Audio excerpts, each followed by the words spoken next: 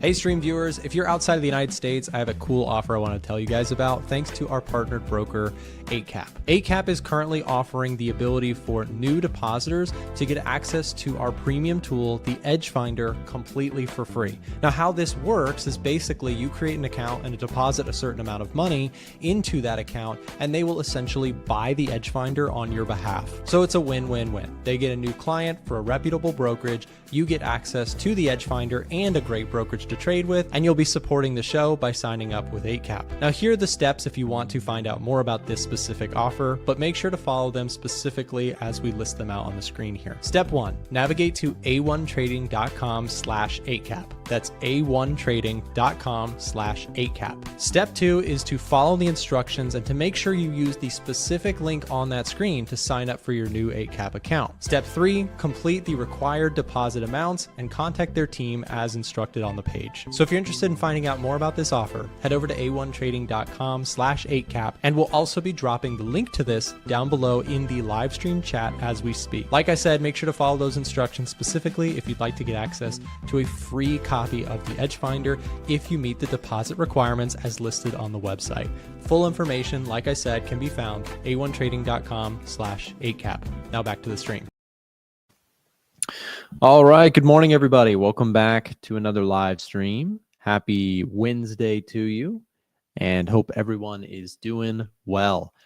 We got markets on the run here today. Take a look at the NASDAQ, impressively back at the all-time high. And I feel like this is something, of a Christmas miracle in June, if you will. Because to have the stock market make this kind of move, right, to have this ginormous drop off just to turn around and rip back to the highs is incredibly impressive. And, this has been the theme for the last few years. Also, my pen is not working. So let me just do this really quick. I want to see if I can try and fix that. Sometimes this bug happens and it's just very annoying. Let me see if I can fix it. If I can't, I'm going to give it up in 1 second. Let me see. Let's see if this works. All right, we fixed it. Nice. So to have the stock market make a move like this, only to completely reverse course and move higher, is pretty incredible. We saw that, a couple times in, last year too, like in 2024, we saw this incredible ability for the stock market to plummet and then just rip higher. And I think the theme here, right? Why is the market so resilient? Well, let's think about what's under the hood here. We have some incredible companies in the United States that are just growing like crazy. The AI stuff is materializing for many companies, which is, to the excitement of investors, to the excitement of traders. People are buying these dips because companies like Microsoft and companies like Robinhood, the companies like Uber, companies like Coinbase, these stocks are just having massive jumps. These exciting stories are playing out in the AI theme. At the end of the day, if you want to know why the stock market goes up, usually it's off of the back of incredible innovation and growth in big players in the companies that fill these indices, right? So you have these giant list of stocks that are just killing it. Look at Carnival Cruise Line, up 7%. Coinbase is up giant recently, up another 5% in the pre-market here. Now, the reason I bring this up is because this is the sentiment right now of this market. This market went from being euphoric to absolutely panicked and doomsday bearish to now the market has come all the way back. And you might say, so everybody's euphoric again, right? Not really. Now, this is what's interesting, right? So you might say, okay, so stock market's back to the all-time highs. Everybody's getting it wrong. They're getting all excited again. Well, yes and no. If we actually take a look at some of our sentiment indicators, we can actually look at this stuff and say, how excited are the bulls out there? Is this an overly euphoric? Is this a Also, is my sound okay today? Let me check. Yes, should be on the right mic. You might say, okay, so this is a market that's got to be like super euphoric now, right? Well, look at the put to call ratio. When we look at the put to call ratio, we actually still see there's this huge demand for puts.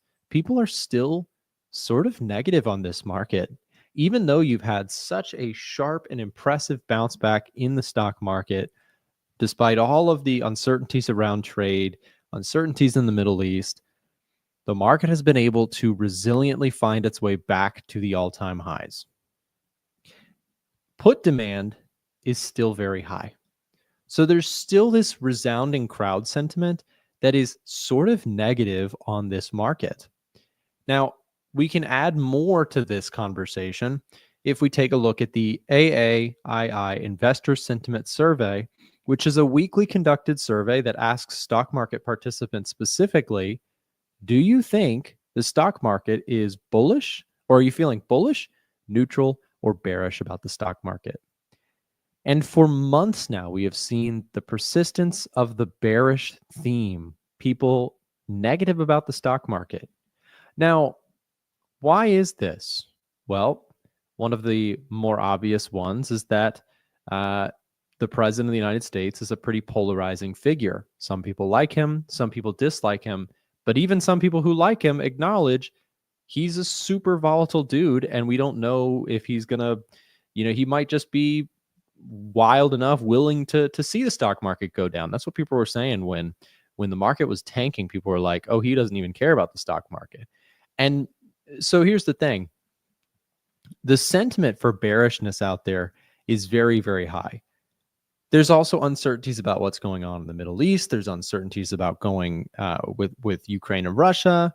There's all sorts of stuff. The tariff stuff, however, was the big fear factor this year, right? That was what caused the giant sell-off in the stock market in 2025. Now, is it to the credit of people who were able to kind of, despite whether they like or dislike the administration, put that to the side and buy the dip on great companies? Great companies don't care who the president is. At the end of the day, really great companies are going to shine through no matter what the political regime is. They're going to grow their business. They're going to innovate. They're going to push forward no matter what's in front of them. And so if you got blindsided by what's going on in Washington, and that prohibited you from capitalizing on some great discounts on companies, that's something to learn from. And I point this out because this happened under Biden big time. This happens pretty much every time, pretty much all the time. There's a group of people. I made this point once recently, but I'll say this again. And if this person is watching, I hope that you respectfully, I do hope that you learned a lesson out of this. There was somebody who, the entire time the market was dropping, they kept commenting on my videos. And I've said this a couple times, but it was a good experience for a lot of the people who know this story already.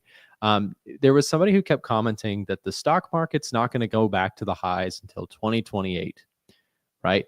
And obviously, their message was in relation to, they don't like the president, so they don't think the market's going to go back up.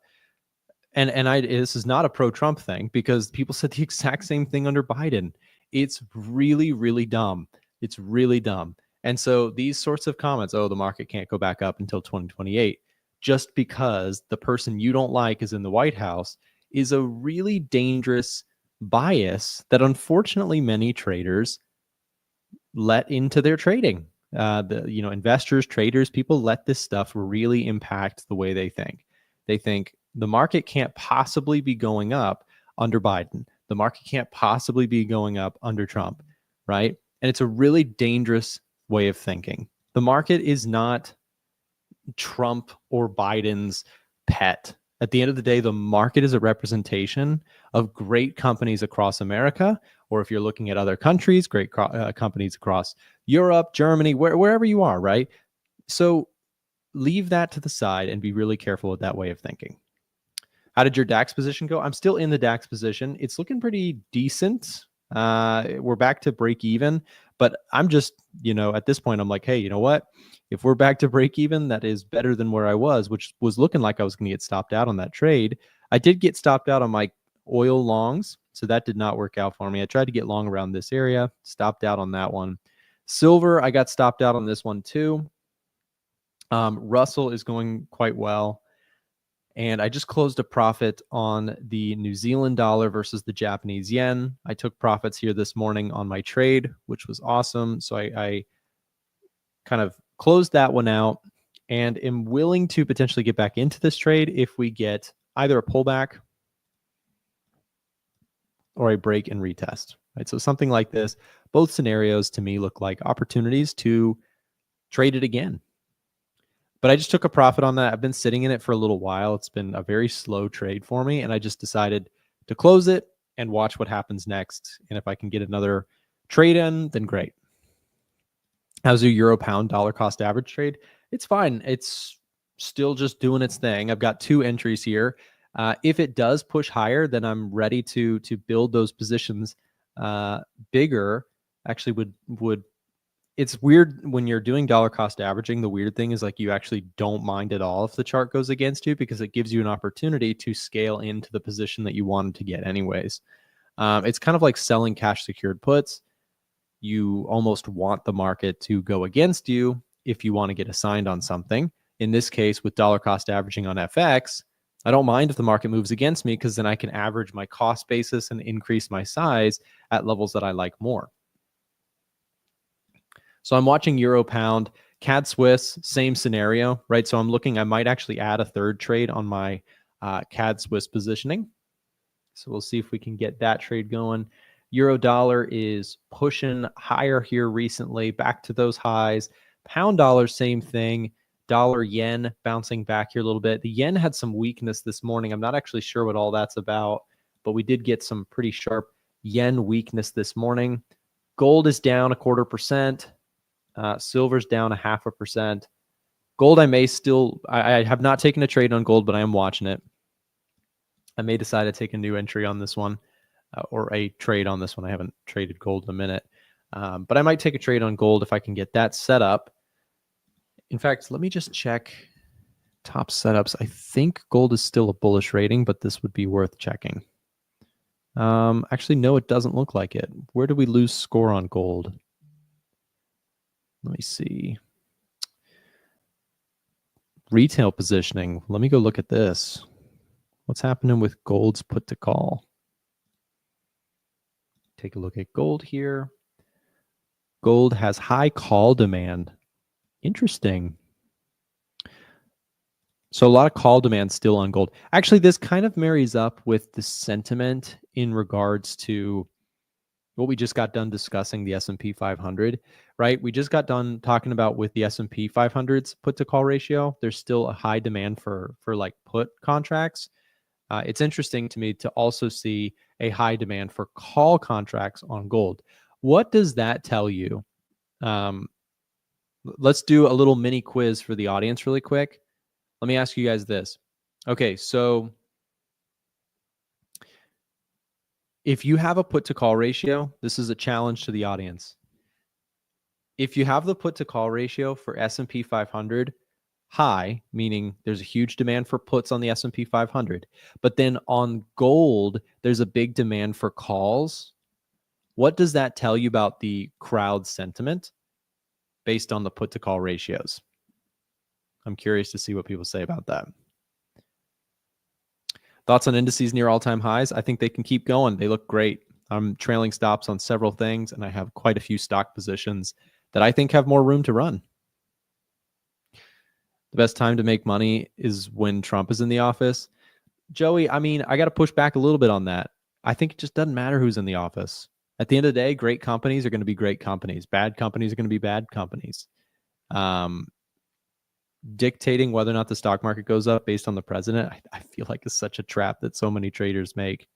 It's just not as relevant as people think it is. It sounds good. Oh, president I like is in the office, you know, it's going to cause the market to go up. Or president I don't like is in the office, it's going to make the market go down. I just feel like that is a trap that is so dangerous. Glenn, yes, that is correct. We're using GLD. Risk off. Yeah, you got it, Glenn. You got it. That's correct. So the idea is when you have a low, so if we have, to the question I just posed to the audience, we have a high demand for calls on gold and a high demand for puts on the S&P 500, that definitely is more risk off. In fact, that's like geopolitically risk off. That would be my guess, right? It tells me that, okay, when we look at gold, people are buying calls. Why would people buy calls on gold? They buy calls on gold because they think obviously gold's going to go up. What would gold go up for? Well, if it was going to shoot higher, which is what you're trying to get when you buy a call, it's probably geopolitically related. So maybe there's some hedging, maybe there's some betting going on by the crowd sentiment here that gold's going to shoot through the highs. So I actually am going to be cautious on gold with the put to call ratio at these levels. So I'm going to let things play out. I'm going to see where things settle, because you could, crowd sentiment's really bullish on this. I'm going to pause on that. And if we move lower, then I'll feel really good about it. If we shoot higher, I'll be like, dang, I missed it, whatever. But yeah, I mean, fundamentally, like economic data wise, I do like gold to the long side. So I think we may have a little bit. Eddie in the chat says more room to the downside. Yeah, I think gold, personally, I think we may see possible move lower in gold in the short run. Now, I'm not betting on gold moving lower. I'm bullish on gold primarily, but I'd like to see that put to call ratio chill out a little bit. Everybody seems to be on the buying call side into this dip, which is a little bit concerning for me. So I'm gonna watch gold close. I'll if you're in the Discord room, I know this is a little bit of a quick plug, but if you're interested in getting access to the signals, they are currently 45% off for live stream viewers. If you'd like some information about getting signals when I take the trades, I just closed out a trade this morning on the Kiwi Yen for a profit of 106 pips. If you're interested in getting access to those signals when they come out, we'll drop a link here in the chat to where you can speak to our support team. If that's something that you're interested in, you can get access to every trade that I take inside of our VIP room. Like I said, I closed out like 106 pips on the Kiwi Yen this morning. I'm trading a whole bunch of stuff here recently. My commodity trades have not been so hot. I had a hedge position on oil longs. That got stopped out. Silver got stopped out. But then we've got several FX trades. The FX trades have been pretty decent recently. I've been closing out several winners on this one. I've also been killing it on the indices. So we've got some good index trades going, and then some not so great commodities trades going. But such is the game, right? You have winners and you have losers. All that matters in the end at trading is that you come out making more than you lose. That is all that matters. You're not going to win every trade. I'm definitely not right all the time. But when I'm right, I try and make it count. And when I'm wrong, I try and do damage control. That is truly what trading is all about. It's like I'm not going to get it right all the time. So I went long oil and looked pretty silly about an hour later. But it's kind of one of those things. If you truly are like confident in your trading, a stop loss should not scare you at all. Like a stop loss is just it's just business as usual. Like I would encourage people to think about stop losses the way a store thinks about paying for the inventory that's in it, right? So if you are running a store and you have to sell things to make money at that store, how do you sell things at a store? You have to buy things first. You have to pay for things first. You have to pay for cash registers and inventory, and you have to pay staff, and you have to spend all this money in order to hopefully make money in the end. That's pretty much how trading goes. It's very similar to that model where, okay, stop losses are going to happen. I'm going to go long oil and it's not going to work sometimes. And you can play the game all day long of being like, well, you should have done this and you should have put your stop loss here. And you can do that, or you can just say that one didn't work out, move on to the next one. And as long as your equity curve looks like this, who cares if you have losers in between? At the end of the day, if your portfolio is rising more than it's falling over the long term, that's all that matters in trading. Like what I always get in terms of like when I talk about a losing trade, for example, is it doesn't faze me anymore because I've done this for so long. Like losing trades just happen. Losing streaks still stink. Like I'm not going to act like they don't hurt. They definitely still do. But I'm not in a losing streak at all right now. But when I am just taking a trade and it doesn't work out, it's so like, it's such a dangerous way of thinking. Unfortunately, it's natural to us as people. Like as human beings, we want to be like, okay, well, what was wrong there? Why did this trade not work? Maybe I should have moved the stop loss. Maybe I should have waited until I got the fake out. Like you can do that all day long if you want, but I'm telling you, that is a trap. Because what you should do instead, in my opinion, here's how I approach it. I test the stuff that I do and I say, okay, I'm going to have a percentage that just don't work out. And I don't need to overthink things, right? I don't need to be like, why did this trade not work out? Maybe next time I need to wait for confirmation. Maybe next time I need to wait for a tweet from Trump. Maybe I need, like, all that is silly. Just accept that a percentage of your trades are going to be losers and make your size small enough that that doesn't hurt you. That's just, as we see Jermaine in the chat saying, stop loss is just the cost of doing business. Whether there's a stop loss or losing trade or drawdown, it's part of the game, right? That's how you trade. The reason trading is so difficult is because it's a foreign concept to most people to spend money to make money. It's very much why trading is kind of like running your own personal business.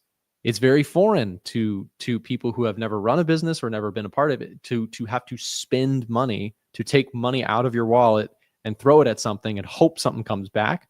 That's very foreign to a lot of people. And so, when it comes to trading, that's something you have to get used to. And it's very weird to take that risk. And that's why I think most people, trading is not like right for a lot of people, is because that is not always something people are comfortable doing. And that's okay. But like, that's the reality of trading, is it's a risk. It's a business. You have to take money out of your wallet and it may never come back. That's why trading is so hard. It's very unnatural for a lot of people. It's very unnatural to not know if, when you place a trade, if you're going to make money in the end or if you're going to lose money. And what's especially foreign is the concept of saying, I'm going to place a trade, and if I lose, that's what's going to happen sometimes. Like, that's a really weird concept to just be like, so for work today, I stepped up in the charts, I took a buy trade and I lost money, and that was my work today. That sounds insane to people, right? Because it kind of is, in terms of like just looking at that one day. But if you repeat something every single day, that's how it goes. Nick, do you think we hit 3,300 today? I imagine you're talking about gold. I wouldn't be surprised. I mean, gold seems to be kind of trending here on the downside. If we take a look at like the 30-minute chart, we had a big push lower, bounce back. Where's 3,300? 3,300's right here. Yeah, I would not be surprised. I wouldn't bet on it personally, but 3,300 could totally get hit if sellers seem to be in control in the lower time frames. Take a look at your hourly chart. This thing definitely seems more bearish than bullish, at least right now. Could be today, tomorrow, we maybe go back and test for 3,300. But yeah, I don't usually place like day trades like that. Although I have been taking some accidental day trades recently in FX. I had a euro dollar trade, and I say this very much like I wish I had more of these, but I bought euro dollar like right there, and it just went straight up, and I just closed a profit. And I was like, okay, so I just day traded, which I wish I had more trades that were like that easy, because most of my trades are not that easy. But when it happened, I was like, heck yes, I'm a day trader today. So, yeah, we'll see.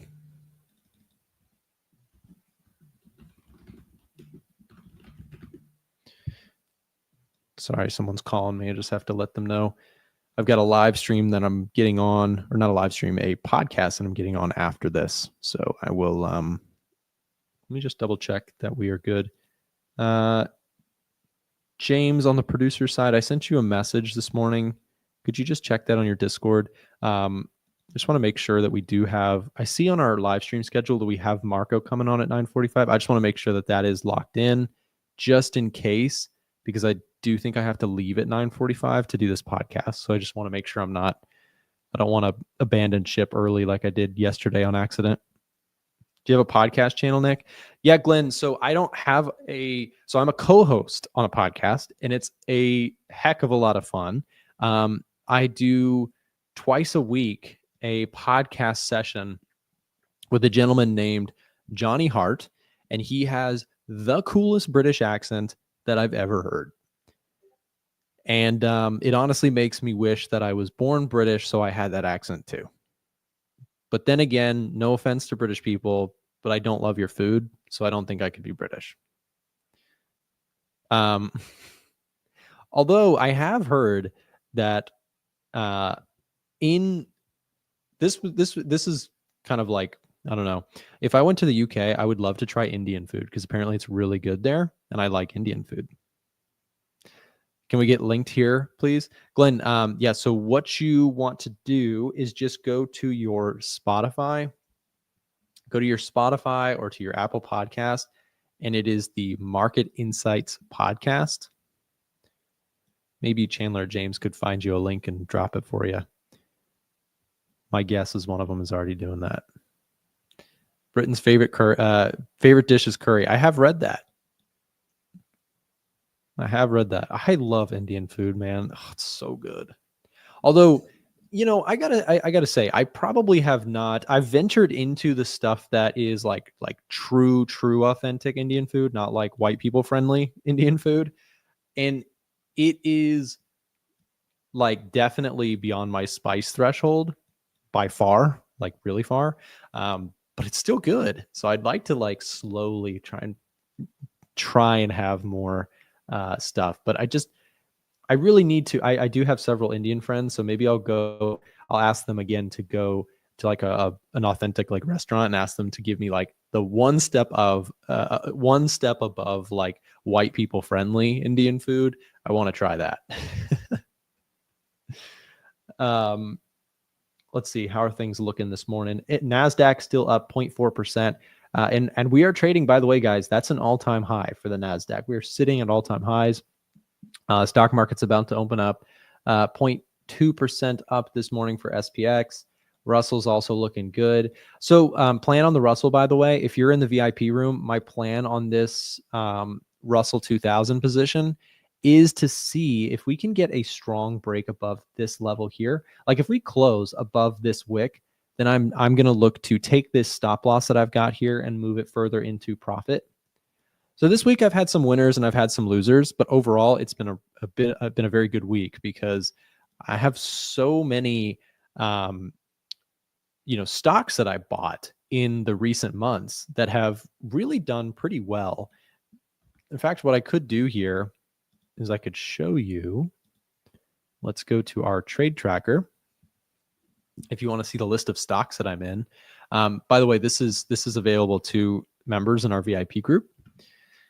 So if I just go stocks, like this is the list of stocks that I ended up purchasing in the recent, oh my gosh, I did not realize this. We hit 100% gains on our Robinhood. I've never had a stock move up 100. Actually, I take that back. Tesla, I had in 2020, I bought Tesla and it doubled like really quick. So this is the second time this has ever happened to me in my trading career. I bought Robinhood stock. On my second channel, I talk about stocks. If you don't follow me on there, it's Trader Nick Stocks. Also, thank you very much to producers for dropping this link. If you want to check out our podcast, I'm a co-host on there. And if you want to hear the greatest British accent you've ever heard, that's the link. It's not my British accent. Trust me that. So anyways, with Robinhood, so I've been talking about like the stocks that I bought on my second channel, Trader Nick Stocks. It's just Trader Nick -stocks. If you're interested in stocks, look me up, Google me. You know what I mean? I'm just kidding. I have less than 1,000 subscribers on there, but yeah, check me out. I'd actually appreciate the support. But I when I have some extra time to film stock related videos, I've been doing that. And so like things like Robinhood, Meta, Home Depot, like some of these have not done remarkably well, like PayPal, Home Depot. Fortinet is trying. This is a cybersecurity name, which I think, geopolitical uncertainty actually kind of favors stocks like Fortinet, and Palo Alto and things like that. So I didn't get Palo Alto and CrowdStrike. I just got Fortinet. Airbnb also doing pretty well. Another one that has been surprisingly strong has been Delta Airlines, which bounced back huge recently. Obviously, there was like a bunch of tension around the trade dynamics and uncertainty around potential recession, all this stuff. So we'll see how things go. Here's my list of stocks. So Robinhood, absolutely skyrocketing here recently. Just such a beast. Like I said, I wish I had put my whole life savings into Robinhood. Obviously, don't ever do that because a stock can also go to zero. So, but it's been a really big hitter. Palantir is also just skyrocketing. I don't own that. I do own it in my super high risk personal private account, but not a lot of it. Nvidia, ripping higher here. And again, this is why, guys, I know we don't do a lot of stocks on this channel, but this is the underlying reason for why a lot of you guys trade NASDAQ. This is why NASDAQ's ripping, is because you have all these individual companies that are just, ripping through the highs. They're doing incredibly well. A lot of the AI story is playing out well for a lot of things. Nvidia being, of course, a big one that we've talked about as kind of a barometer here, is almost back to its all-time highs.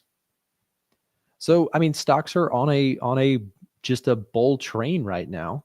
And I do think that what can continue to boost indices higher is the fact that we still have a lot of sentiment that's cautious to bearish. If that side of the market capitulates, if you get people who are like throwing in the towel, and I think this is going to happen personally. This is a playbook strategy that is very, very common in the stock market, is when you get confident all-time highs. I'm not talking about like just when we get back to highs, but if you get this move, right? The normal people who are not chart junkies and obsessed with this stuff like we are, they say, oh, the stock market's hitting all-time high. I should probably get back in. That's the normal person, like not the insane trader investor person. The normal person says, hey, stocks are doing pretty good. I should probably get back in. And that you might say, oh, so that's when we should sell, right? No, in my opinion, no. When the normal crowd gets involved, stocks can keep going for quite some time. Now, when you get into NFT territory, which I think is pretty iconic for people who have traded and invested during this last few years, that's when you want to get careful. When you get into NFTs are the new thing, a random, Melania Trump coin, just when it's going up, 15% a day or something like that, that's where you're entering into euphoria. But right now, we have a put to call ratio that suggests people are still cautious. You have surveys that are showing people are still negative on the stock market. I don't think we're there. Like, I think we have room to keep ripping higher.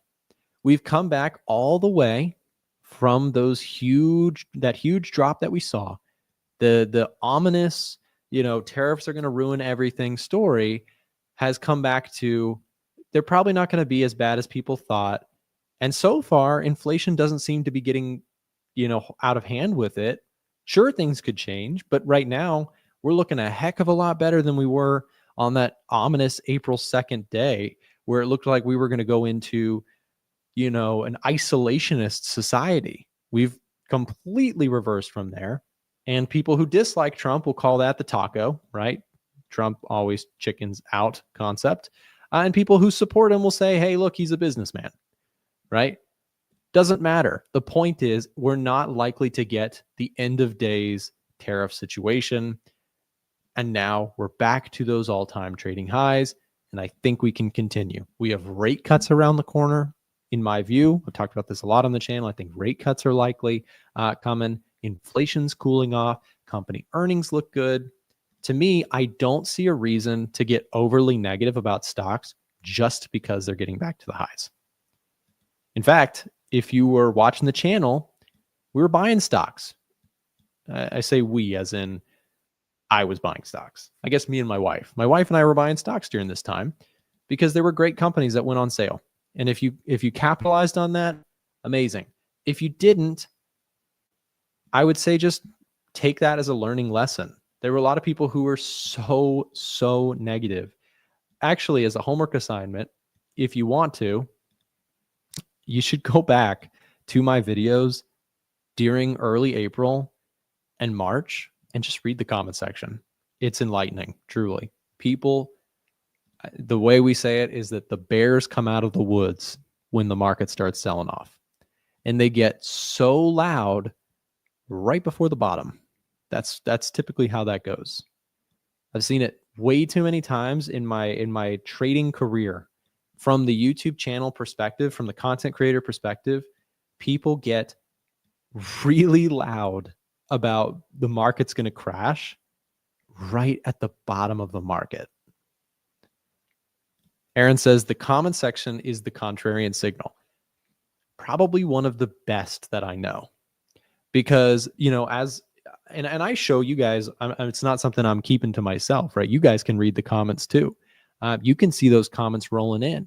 And so use it. If you see everyone saying, you know, and guys, the thing is, it works both ways. Before all this stuff happened, guess what people were doing over here? People were absolutely euphoric about how Trump was going to cut taxes and Bitcoin's going to go to 200,000, and we had euphoria. So it works both ways. Ignore the politics, ignore the headlines, and just look at sentiment. It's a really important indicator that we talk about so frequently. Why do you have a super high risk account? It's a like a high growth. I'm not like margined or anything. It's just full of stocks that are like very, very speculative stocks. So in my really high growth, I have stocks like Robinhood, Palantir, Nvidia. I think I have Salesforce in there. I have Uber in there. It's just a bunch of companies that are like very, very growth oriented. I shouldn't say it's like my high risk account. It's more of my growth portfolio. And so my quote unquote growth portfolio, maybe I'll show it to you guys. It's nothing fancy. It's a small account. Like it's a couple $1,000s, which I know is not a small amount of money, but in America, in terms of, you know, what a large trading account is versus what a small one, I'd say small is like under 10K. And, you know, in the US, that's not a huge portfolio to work up to. So it's a smaller account, couple $1,000s that I've set aside to just be my high growth portfolio. And in the high growth portfolio, it's not like margined. I'm not like buying calls out of the money or anything like that. I'm just buying stocks that I'm like, these things could shape the future, but they could also go to zero. I've got Tesla in there. I've got, you know, I'll show it to you guys at some point. I'll pull it up, but it's not, I made it sound like it's some sort of gambling account. It's not gambling. It's just growth works when it works. And when I say growth, what I'm talking about is I'm talking about like buying stocks that are like Palantir works until it doesn't. Okay. Let me just, I know this is not the stock channel, so I apologize, but Palantir works until it doesn't. Palantir is a game changer. It's an AI super beast company. But when I say it works until it doesn't, I'm not talking about the company. The company's awesome. The company's really cool. What they build is really cool. And I see a huge potential for the company in the future. What doesn't work about Palantir is it's a stock that is valued like it's going to take over the entire world in the next few days. That's how expensive Palantir is priced. Now, in stock market land, just for a quick second, there's a difference between saying the company, I like the company, and I like the stock. When you like the company, I like Palantir, who you know, Palantir's awesome. They do some really cool stuff. They build all sorts of different technologies in the AI hemisphere, right? Company's awesome. The stock is a different story, because you can say, I love the company, but the stock is overvalued as anything. And that would be my take on Palantir. So when I say Palantir works until it doesn't, this is a very popular retail stock. It works until it doesn't, because if the stock market enters into a down period or we enter into a recession, this company will destroy wealth like no other, in my opinion, right? Again, the company might do fine even during that period of time, but it's priced so extensively high, right? Stocks can plummet and the underlying company can still be fine. That's something that investors don't always recognize, is that you can have a company still doing okay and the stock price can come dramatically lower based on how people are feeling in the market, right? It's very sentiment driven. When people feel good about stocks, they'll price them very expensively. When people feel bad about stocks, they'll price them really inexpensively. And so if a stock goes from being expensive to cheap, that process is very painful for investors who bought it when it was expensive. I hope that makes sense. But yeah, I'm not trying to deep dive into stocks right now, but that's a sentiment thing is really important. But as we just got done discussing, when it comes to sentiment, I'm not overly negative, because the S&P 500, the crowd sentiment still seems to be a little bit more negative. We still have the crowd sentiment buying a lot of puts. We have people buying calls on gold heavily. We talked about that earlier in the stream. By the way, if you want to try out the Edge Finder, this is a great chance to do so completely for free. The Edge Finder is free to use this week. And if you have not signed up to access it for free, it is free to everyone who's watching the stream right now. Here's how you can get access to it. The free week is now live. So until Monday, Edge Finder is public access. If you want to get your copy, it takes you like 1 minute. Just fill out that form that's on the screen right now by clicking it in the link in the chat. If you are watching this stream at a later point, you can just head over to a1trading.com and chat with us on there if you need that link. Or maybe we'll link it in the description. But it's all over the channel, all over the website. If you want to take advantage of the free week, do not miss it. That is your opportunity. It takes 2 seconds to fill out the form. If you haven't gotten access, you could be playing around with the Edge Finder probably in 1 minute and 7 seconds. That's my guess. It would take you 1 minute and 7 seconds to fill out that form and then get the email sent to you with the access link.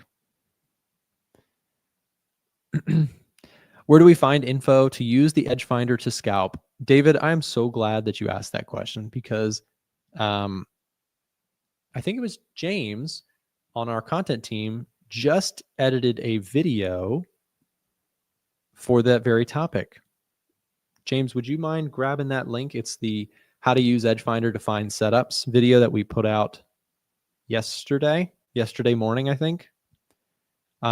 We did a video specifically outlining how traders who are trying out the Edge Finder this week. In fact, if you have not seen this video and you are trying it out this week and you're giving it an honest, try, and you want to really understand how to use the Edge Finder, James put together a really good video on this exact topic, like how to actually take what you're seeing within the Edge Finder and start trading with it as an assistant. How can the Edge Finder essentially help you in your trading, whether you're a scalper, a day trader, a swing trader, a position trader, or an investor? The Edge Finder has a lot of features that might benefit you, but it's understandable that it might take a little bit of learning, a little bit of practice to get there. So we'll grab that link and drop it here in the chat. It's just that one from yesterday. Boom, there it is. Click this link if you would like to explore the Edge Finder with me. I did like I said, a video just discussing how you can use the top setups page, what time frames the Edge Finder is built for, how accurate the Edge Finder is built is. People ask that question all the time. How useful is it? A lot of people are trying the Edge Finder out this week. I really highly recommend you watch this video, because those are some of the most common questions that people have for us, and I imagine you have them too. Guys, up next, we've got Marco's Trading Journey taking over the stream for his own session. He's a user of the Edge Finder, a fundamentalist and technical trader, and sharing his insights on both what's happening on the markets and the charts and what's happening on the fundamental side. We'll have him joining the show here in just a second. We're going to play a quick break, transition, and set that up. And then Marco's Trading Journey is taking over. Stay tuned. If you're enjoying the stream right now and would like to join us beyond just live streams, consider joining our free-to-join Telegram channel. Inside of our Telegram channel, we're sharing daily market analysis, extra clips and bonus clips from the live streams and videos, giveaways to our products, prop firms, and brokerages, and much, much more. So like I said, if you're looking to stay up to date with ideas that we're looking at in markets, even if you can't make it to a live stream, consider joining our Telegram channel down below in the description of this live stream, or being dropped in the live stream chat as we speak. Just click that link, it'll navigate you over to Telegram, click join, and you can come back to the stream. It's totally free to join, and if it's easier for you, you can also just use the QR code that you see on the screen right now. Now back to the live stream. Hello everyone, welcome to another live stream. So I hope everyone is doing well, and the plan for today is I'm gonna cover what I personally have on the watch list, so right here. And if you guys have any chart requests, anything special you want to see, I have my chat open on the side, and yeah, I'm gonna follow it. So let's get into the markets. What has been happening? Well, in terms of the two gauges for the market, let's first take a look at the S&P and let's take a look at the DXY. So what is the US stock market doing and what is the dollar doing? Well, the S&P 500 is going up almost at the all-time highs, very close. Could we reach all-time highs this week? Well, we could. I mean, it's only 0.65%. I think this week or next week, we're going to break into the all-time highs. So this is looking pretty healthy. It's looking very bullish. What I expect a straight breakthrough out of these levels? Well, I don't think so. I think we're going to pause a little bit, get a little bit of a correction. So this area will for sure have some sort of a reaction, and we could see a breakout and then a bit of a retrace and then a bit of a descending channel or maybe a pullback, and then the markets continue. So that's kind of what I'm looking at for the S&P 500. Now, some trade ideas, I do have them for the NASDAQ. For the S&P 500, not so much. We'll go through the NASDAQ in a minute. Second one is the DXY. So what is the dollar index doing? Well, it's currently sitting at this support. We had a bit of a bounce, so we went into the support, retraced. Now we're back at the support level. And I would say this is a pretty crucial level for the dollar. I did try to take some dollar long trades. I took a pound dollar trade. Somewhere here, I went long, I believe. No, sorry, somewhere here, and I got taken out for a loss just before the markets rebounded higher, but that's okay. It's part of the game. So I'm being a bit patient. I'm being a bit careful. You know, this is a pretty significant level. Although I'm overall bearish on the dollar, because you can see the dollar is just crashing lower, trending lower with a lot of force. I am bearish, but we could get a bit of a bounce. We could get a bit of a bounce. Something that we saw right there. If we do break through lower and commit, let's say we get 2 red candles on the daily chart, then that's a definite confirmation, in my personal opinion, that we're going to go lower. And we could go lower all the way to, let's say, this level. I mean, this is a major level of support on the daily chart. And we could go all the way to there. So some, let's say, dollar shorts, such as going along on the euro dollar longs, pound dollar longs, Aussie dollar longs could be very, very high probability plays. I just need to see, what happens at this level. Okay, very, very crucial level, very important. And I want to see it break lower or reject. In that case, I'm going to pause. I'm going to pause looking at the dollar pairs if it does kind of pull back more to the upside. You also have a trend line, if I'm not mistaken, right there, acting as some dynamic, let's say, resistance. Okay, dynamic resistance for the price to break higher. So interesting stuff. Fundamentally, I think the dollar is kind of weak. Let me open up the Edge Finder. So I do believe that the dollar is a little bit weaker. If I go to economic heat maps, US, yeah, kind of 36% of the data is coming out bullish. Okay, 36%, that's kind of bearish. And that's the game plan. In terms of what I have on the watch list for the fundamental strategy that I trade, that's the strategy where I mix technical analysis, 1 hour chart, 4 hour chart, daily chart with fundamental analysis from the edge finder with some macro stuff as well. So I do have a trade running on the New Zealand yen. This one has been running all the way from the 22nd of May, and it's been a pretty good one. I've been passively collecting swaps on this trade, not much, just a little amount, but it's still good to not have to pay to be in a trade, but actually receive income, you could say, for holding a trade. So I don't mind holding this for weeks or months. I would hold it for months if it does, if it just wants to range around in this level. Currently, I have a trailing stop loss on the daily chart at around this level, and I'm planning to possibly take the position off, so close the position when we reach this level of resistance. Okay, so this is kind of the resistance level that I'm looking at. Am I looking to add into more longs? No, not really. I'm possibly looking at the CAD yen. At the CAD yen to get in on some buy setups. Okay, so the next one that I'm closely watching is the Nasdaq. This one has been really tough. This one has been a bit problematic for me to catch. I know I was looking at this level of support, then price went higher. Then I was looking at this one, we went higher. And now I have a new level, which is around here. And if we do pull back, I will take an initial buy position. So the Nasdaq has been a pretty bullish ride to the upside, or pretty strong ride to the upside, with very minimal pullbacks, not really respecting the support levels. I thought we're going to get a bigger pullback when we got this bit of a slowdown, this bit of a correction. Hey, Roll Trades, what's up? Yeah, it's pretty hot in Croatia. So ascending structure here. So I thought we were going to get a bit more of a correction like this, but we didn't get that. Instead, we continued up. And I mean, these two daily candles right here are looking very healthy daily candles, very bullish daily candles. I like that. I think that's good.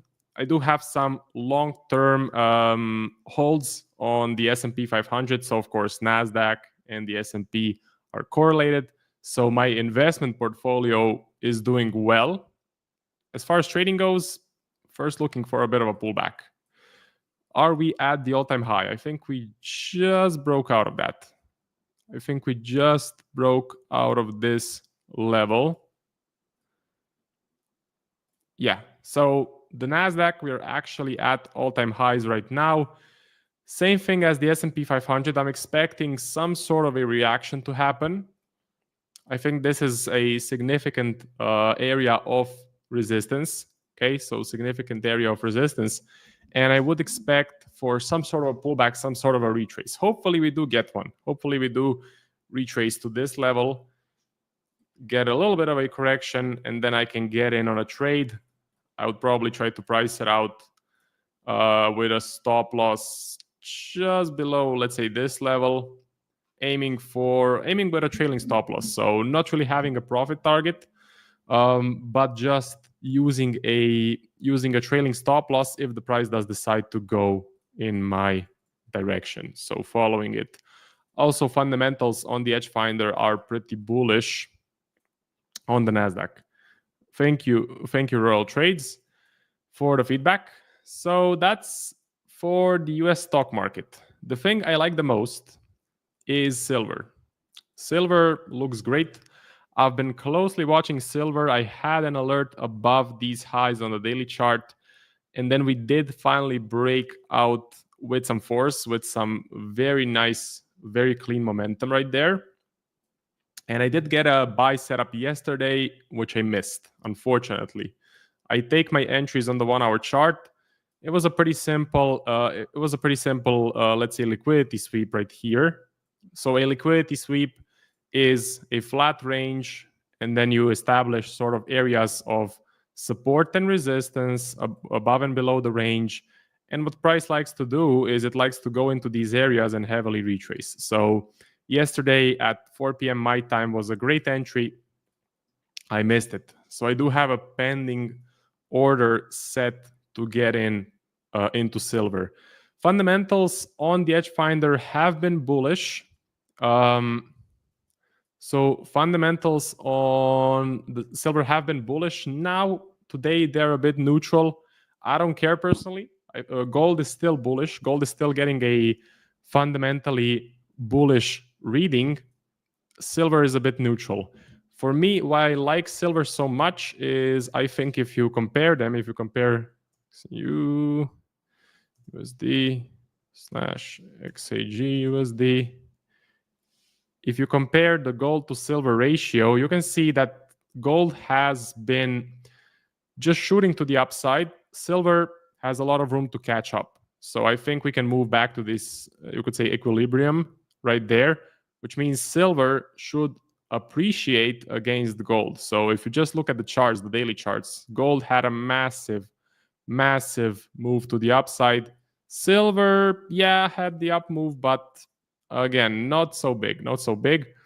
Also, what I like is if you go to the weekly chart or even the monthly chart, we are not yet at the all-time highs. Gold, we're at all-time highs. Silver, we're not. So we still have quite a lot of room to go up. In terms of percentage, you could say 37%, something like that, 36, 37%.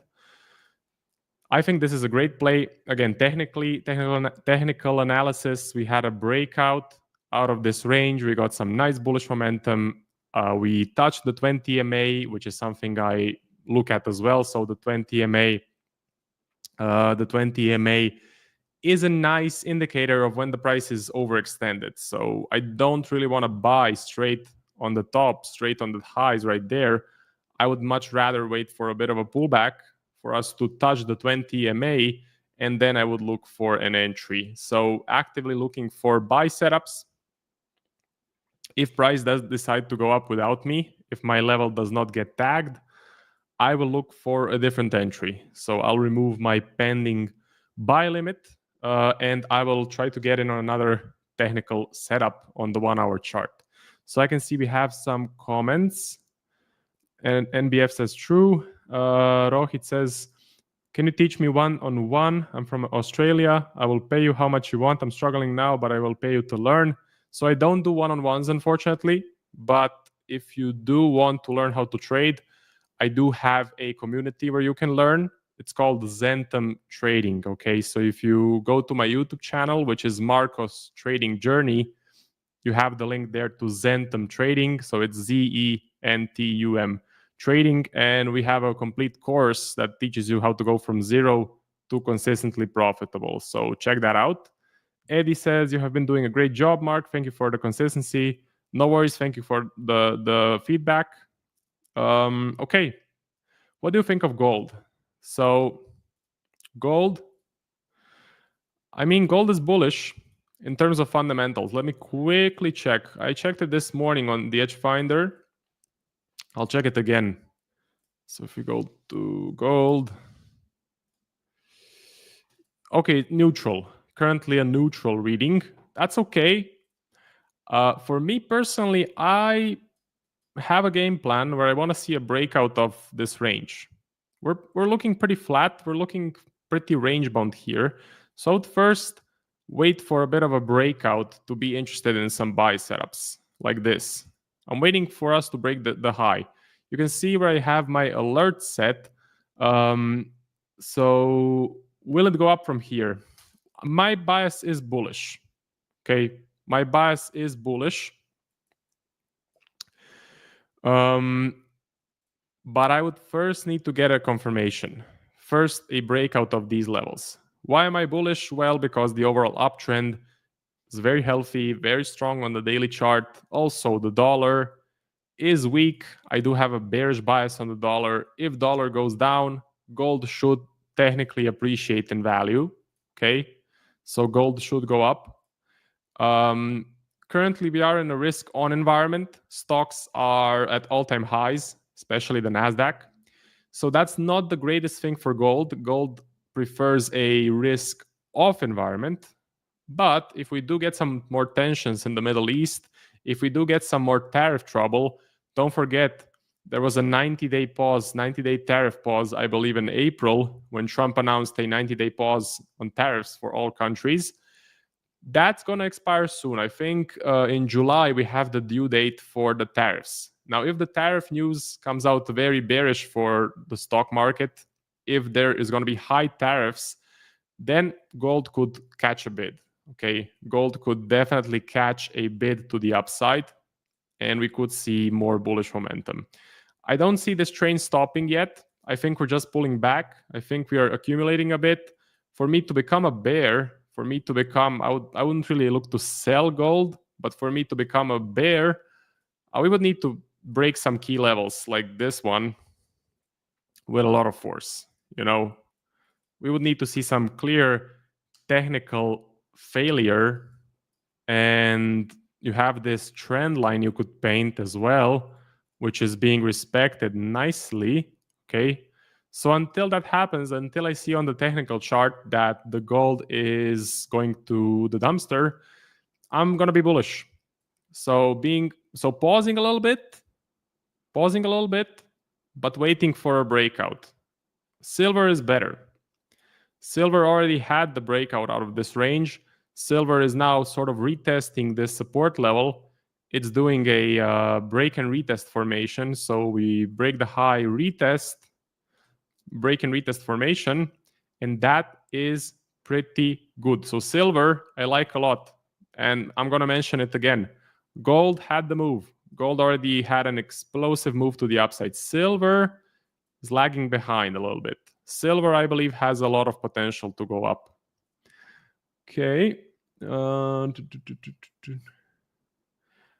says, I don't know anything like how to make an account, which account.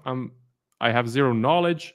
Yeah, look, join our free Discord. Send me a message on there, and I will try to help you. So go to Zentum Trading, join our free Discord, send me a message, and we will go from there. CHF JPY. Sure, CAD yen, okay. High losses in sports trading. I currently do sports trading.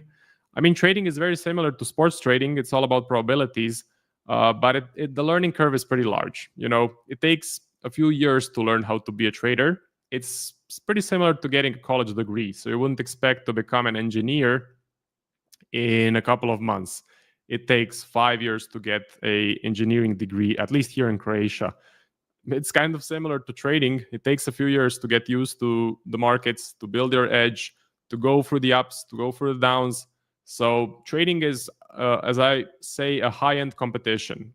Okay, but if you love it, if you think you have what it takes, you can be pretty successful. But yeah, trading is definitely a high-end competition and not a way for everyone to make money. Only the top few percent make money in trading. So you must love trading. Okay, Sakura says, when is the tariffs active again? I don't know when the 90-day pause expires. I think it's on the 11th of July. Let me see. When do the 90-day pause on tariffs expire? Let's see. July 9th. Okay. So July 9th is the due date when the 90-day pause will expire. And you could get some movement. S&P, you could get some movement. DXY, you could get some movement. Gold, definitely. If you get some troubles with tariffs, if you get some high tariffs, gold could catch a bid. Okay. August 11th, no, it's July. So it's July 9th. Okay, CHF JPY. CHF JPY. Now, CHF, the Swiss had an central bank event on the 19th of June. I'm not sure why it's not painted here in TradingView, but basically they cut the interest rates. Okay, they cut the interest rates to 0. That should be dovish for the Swiss. That should be bearish for the Swiss. Okay, it's a dovish move, bearish for the Swiss. Let's see what the Edge Finder is saying. If we go to top setups, CHF JPY. Bullish. Okay, it's a bullish reading on the Edge Finder. To be honest, I like the price action on the daily chart. On the yen, I'm kind of bearish as well. I don't think this is my favorite pair, to be honest. Fundamentally, I think, in my opinion, there are some better pairs. NJ, New Zealand dollar, is very bullish in terms of fundamental data. CAD yen, Canadian dollar, is doing pretty well in terms of fundamental data if you look at it on the Edge Finder. Swiss JPY, fundamentally, I don't like it. Technicals are looking pretty healthy. I like the uptrend. I think it's a pretty strong uptrend. We have just reached this sort of upper resistance area on the daily chart. Check out the monthly. Okay. We have just reached that, so we could see a bit of a retrace. That's kind of something. So I'm bullish, okay, because the Edge Finder is bullish, technical analysis is bullish, I'm bullish, but I do think there are some better opportunities in the markets, in my personal opinion. I like some pairs a little bit more. I want to devote my capital to some other things. But if I had to give you a reading, it would be that we're going to continue going up, although we're probably going to pull back a little bit. There's probably going to be some sort of a reaction because we just broke out of this very significant high on the daily chart. Okay. CAD yen. Yeah, I have it on the watch list actually. CAD yen is doing great. I think CAD yen is a good play. If you go to the Edge Finder and you search up CAD yen, it's going to give a nice reading. So Canadian dollar is getting good fundamental data. It's beating expectations. The yen, I'm bearish on, a little bit bearish on the yen. Okay. So I think CAD yen could go up.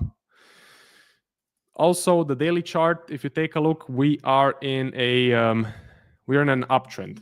It's not the best uptrend, it's not like gold with massive swings up and minimal pullbacks, but still higher lows, higher highs. That defines an uptrend usually, or it should define an uptrend.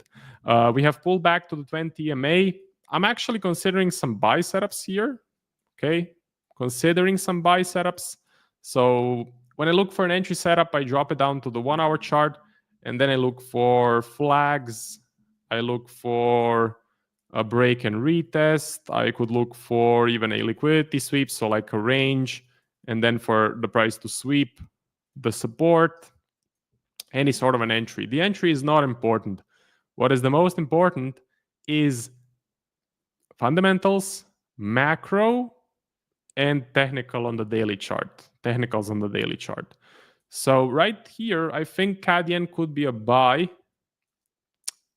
We are kind of hitting this resistance area. So yeah, I like NJ more. That's why I have a long setup there. I like silver much more. I like NASDAQ more, but I'm looking for entries. I'm looking for buy entries on the CAD yen. Still waiting a little bit. Also CAD recently, yes, overall data is bullish, but we have been getting some new data, which is turning out either neutral or bearish. So like a week ago, I think the CAD had like 85% of the data coming out bullish. This week, it's down to 70 or 75. So the fundamental bullish bias is dropping a little bit. Okay. Just sell gold. I wouldn't sell gold. I think you shouldn't be looking to sell gold, at least on the hard time frames. I mean, do you really want to sell into this? That's where most retail people, traders, go wrong, because they want to be contrarian. They want to call tops, they want to call bottoms, and then they lose money because they see a high risk to reward opportunity by going short. And that is what gets them in a lot of trouble. So if you're a new trader, if you're looking at the daily chart or the 1 hour or the 4 hour, I would be long on gold.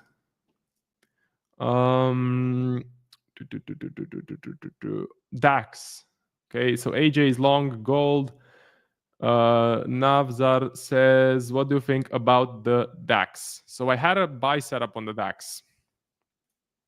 I had a buy entry, got taken out, unfortunately. Okay, I thought it was pretty nice. I thought it was pretty healthy. Look, the first thing I saw was on the edge finder, we were very bullish for the DAX, so we were looking pretty healthy to go up. Also, we were at the all-time highs compared to the Nasdaq and the S&P. We had very nice bullish price action. This was a move from the bottom of 29%. It's great. We pulled back to this level of support. Boom, right there. I thought it was a nice opportunity to go long. Unfortunately, got taken out, possibly prematurely. You know, if this thing starts flying, I'll be feeling pretty bad, but it's just part of the game. It's part of probabilities. So got taken out just by a little bit, and then price did decide to go up. It doesn't mean we could not go down, but my personal bias is still a bullish one. If we do go up, I'll look to take on another position, take another stab, take another buy setup, and go with the flow. Okay, if the fundamentals continue to be bullish, price action continues to be bullish on the daily, I will look for another buy setup. Okay, EuroCAD. Let's see EuroCAD. The daily, let me check the fundamentals as well. EuroCAD. Neutral. Fundamentals are neutral, or sorry, the edge finder is neutral. It takes into account multiple things, not just fundamentals. Euro and the CAD. Let me also check the European economy. Okay, kind of bearish for the currency. Again, Canadian dollar bullish, euro a bit bearish. Chart is going up, overall a bit flat on the daily. I would not do anything inside of this range. I would wait first for a breakout, a clear break to the upside, or a clear breakdown. Now, because the chart is looking a bit bullish and the fundamentals are neutral, possibly even a bit bearish, I'm being patient. I wouldn't really touch this. I wouldn't really mess with this chart or this currency pair, because there is a divergence in terms of technicals and fundamentals. If this thing does drop, which it very well could, then I would be interested for some possible bearish setups. But as it stands, I would not look for trades on this chart. Okay, GBP, JPY. I mean, as far as I can see, most of the JPY pairs are going up. I have EJ, AJ, NJ, pound yen, looking okay, looking bullish in terms of the edge finder. Let's see, top setups, GBP, JPY. Neutral, okay, kind of neutral, technically bullish. Technicals are bullish, approaching some resistance right there. We could see price struggling a little bit. On the 1 hour, looks pretty bullish, as does EJ, as does AJ. AJ not so much. NJ does look okay. So pound yen, not my favorite. Not my favorite right now. In terms of a edge finder bias, which is neutral. Okay. Lee James, Marco, did you see yesterday's currency chart? Swiss yen was the strongest, yet the dollar was the weakest. What did you make of it? I've never seen it before, hence the question. Yeah, I also saw Chris Pulver's live stream. I think it was yesterday. He was also looking at the currency chart, the strength of each currency, and there was some divergence, which was not, let's say, happening most of the time. Kind of unusual divergence on that currency strength chart. So I'm not sure what to make of it. I just know that for the dollar, I just know my game plan. Okay, I just know my game plan in terms of trading. For the dollar, overall, I'm bearish. I'm just looking for the DXY to break this level with conviction. Then I would look for bullish setups on dollar currency pairs. If this goes up, I'll need to reevaluate my whole game plan. Japanese yen, I'm also a little bit bearish. Fundamentals are a bit bearish. I do think this can go down a bit more. So I would be looking, and I'm already in NJ buy. CAD yen looking for buys. EJ, interesting for buy setups. AJ, kind of flat. Okay. So that's my overall game plan. I don't really pay attention. I don't really pay a lot of attention to that chart of different currency strength. But I did hear it from Chris that yesterday it was a bit weird, that there was some divergence that wasn't the usual. So yeah, hope that helps. Okay, that's kind of it from me. Half an hour has expired. Thank you guys very much for watching. And I will see you guys probably next week on Thursday. So tomorrow I'm not going to be able to join the stream, but next week I will. So thank you for watching and see you in the next one. Hey guys, I just wanted to jump in for a second and let you know a little bit about today's live stream sponsor, DNA Funded. DNA Funded has very generous profit sharing, up to 90%, and 3 different unique challenge types. For those looking to get funded, they also have speedy payouts, unlimited trading days on the first and second phase of their challenges, a very wide list of different things you can trade with over 800 different assets tradable, and maybe the most important component, a very experienced team behind the whole operation. So if you're interested in learning more about DNA Funded, click the link, check it out, see if it's right for you, and make sure to do your own due diligence to see if what they have to offer fits your trading style. For 20% off, you can use code A1T20. Again, that will be 20% off any of their challenges you'd like to check out. Thank you again to DNA Funded for sponsoring today's live stream. Now back to the show. If you're looking to add fundamental analysis to your trading, then look no further than our software tool, the Edge Finder. The Edge Finder allows traders to approach the markets by simplifying fundamental analysis into simple scoring systems. We look at economic data, technical readings, as well as sentiment analysis like the commitment of traders data to help traders spot potential opportunities in the markets through the use of data. Our tools allow traders to find top setups each and every day from the top setups page. You can also browse the latest institutional money flow through the commitment of traders data report that we've generated to make it very easy to read. And on this report, you can see everything from the latest overall net positionings, as well as the week-to-week buys and sells from institutional money. The Edge Finder also has a retail positioning tool, which allows you to see what the crowd is thinking about your favorite charts, symbols, both currencies, commodities, and indices. You can also check out the latest seasonal trends, month to month, week of the year, and much more to spot potential opportunities coming up in the future. The Edge Finder also makes economic data much more easy to read, like our GDP charts, our retail sales numbers, PMI data. We can also check out the jobs data, unemployment claims, and so much more.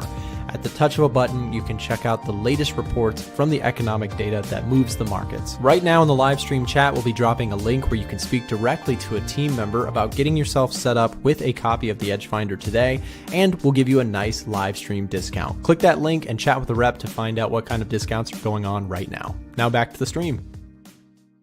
Hey everybody, thanks for tuning in to today's A1 trading session. We love engaging with our audience, talking shop, taking requests, and sharing our favorite setups. It's about that time where we're going to review a bunch of indexes, stocks, currencies, gold, silver, Bitcoin, and pretty much anything else and share our insights. If you're wondering what trades I'm in, if you're wondering what trades I'm taking, and you'd like to see exactly how I'm trading everything, you can actually follow my trading signals. If that sounds like something you're interested in, we'll share a link in the chat. You can sign up. You can sign up directly with the link or speak to a support rep if you have any questions. If you're asking, what do I trade? Pretty much everything. Indexes, ETFs, stocks, options, futures, Forex, and crypto. Thoughtful analysis, active trading. Check it out. And now, back to the show. What's happening, everybody? Happy, what day is it? Wednesday. Happy Wednesday. Market's pretty calm after a little melt up yesterday, and that's fine. Hitting some fresh highs in the portfolio. I did post an alert for the pulver alerts on the SPX. That trade is up about 80% of max credit right now. There's about a 99.5% chance it still holds profit, which I'm pretty good with. I mean, we're only out in that trade for like another 12 days. So right here, up around 83%. The smart thing, honestly, is to probably just close it out. If I close this for like a 10-cent debit, let me see if I can close this for 10 cents. Just take the majority profit right now and not worry about it. So it's not filling at 10 cents. I'm going to try to let it fill at 10 cents. I'll let that marinate. If that does get filled, I'll update the pulver alerts. That'd be an 80+% winner. That would be, all right, I just got hit. My SPX trade just got closed out. Good. So update. This is 10:20 a.m.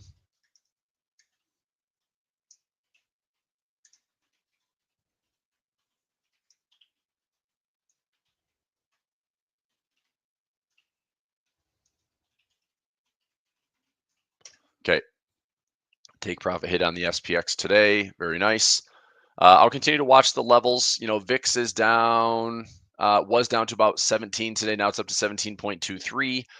We are just creeping up to these all-time highs in the markets. Here is SPX. Qs actually might have poked the all-time highs this morning. They sure did. So Qs made a poke at the all-time highs. Congratulations. What correction, right? What 28% peak to trough? Markets are down 27% from peak to trough here and decided to rally all the way back. So impressive comeback, impressive resiliency. Now, I will say on the NASDAQ, if we do take out this low, let's say that price does in fact come back down here. If we kind of sweep this area, take out these lows, to me that's a high to low, lower high to lower low.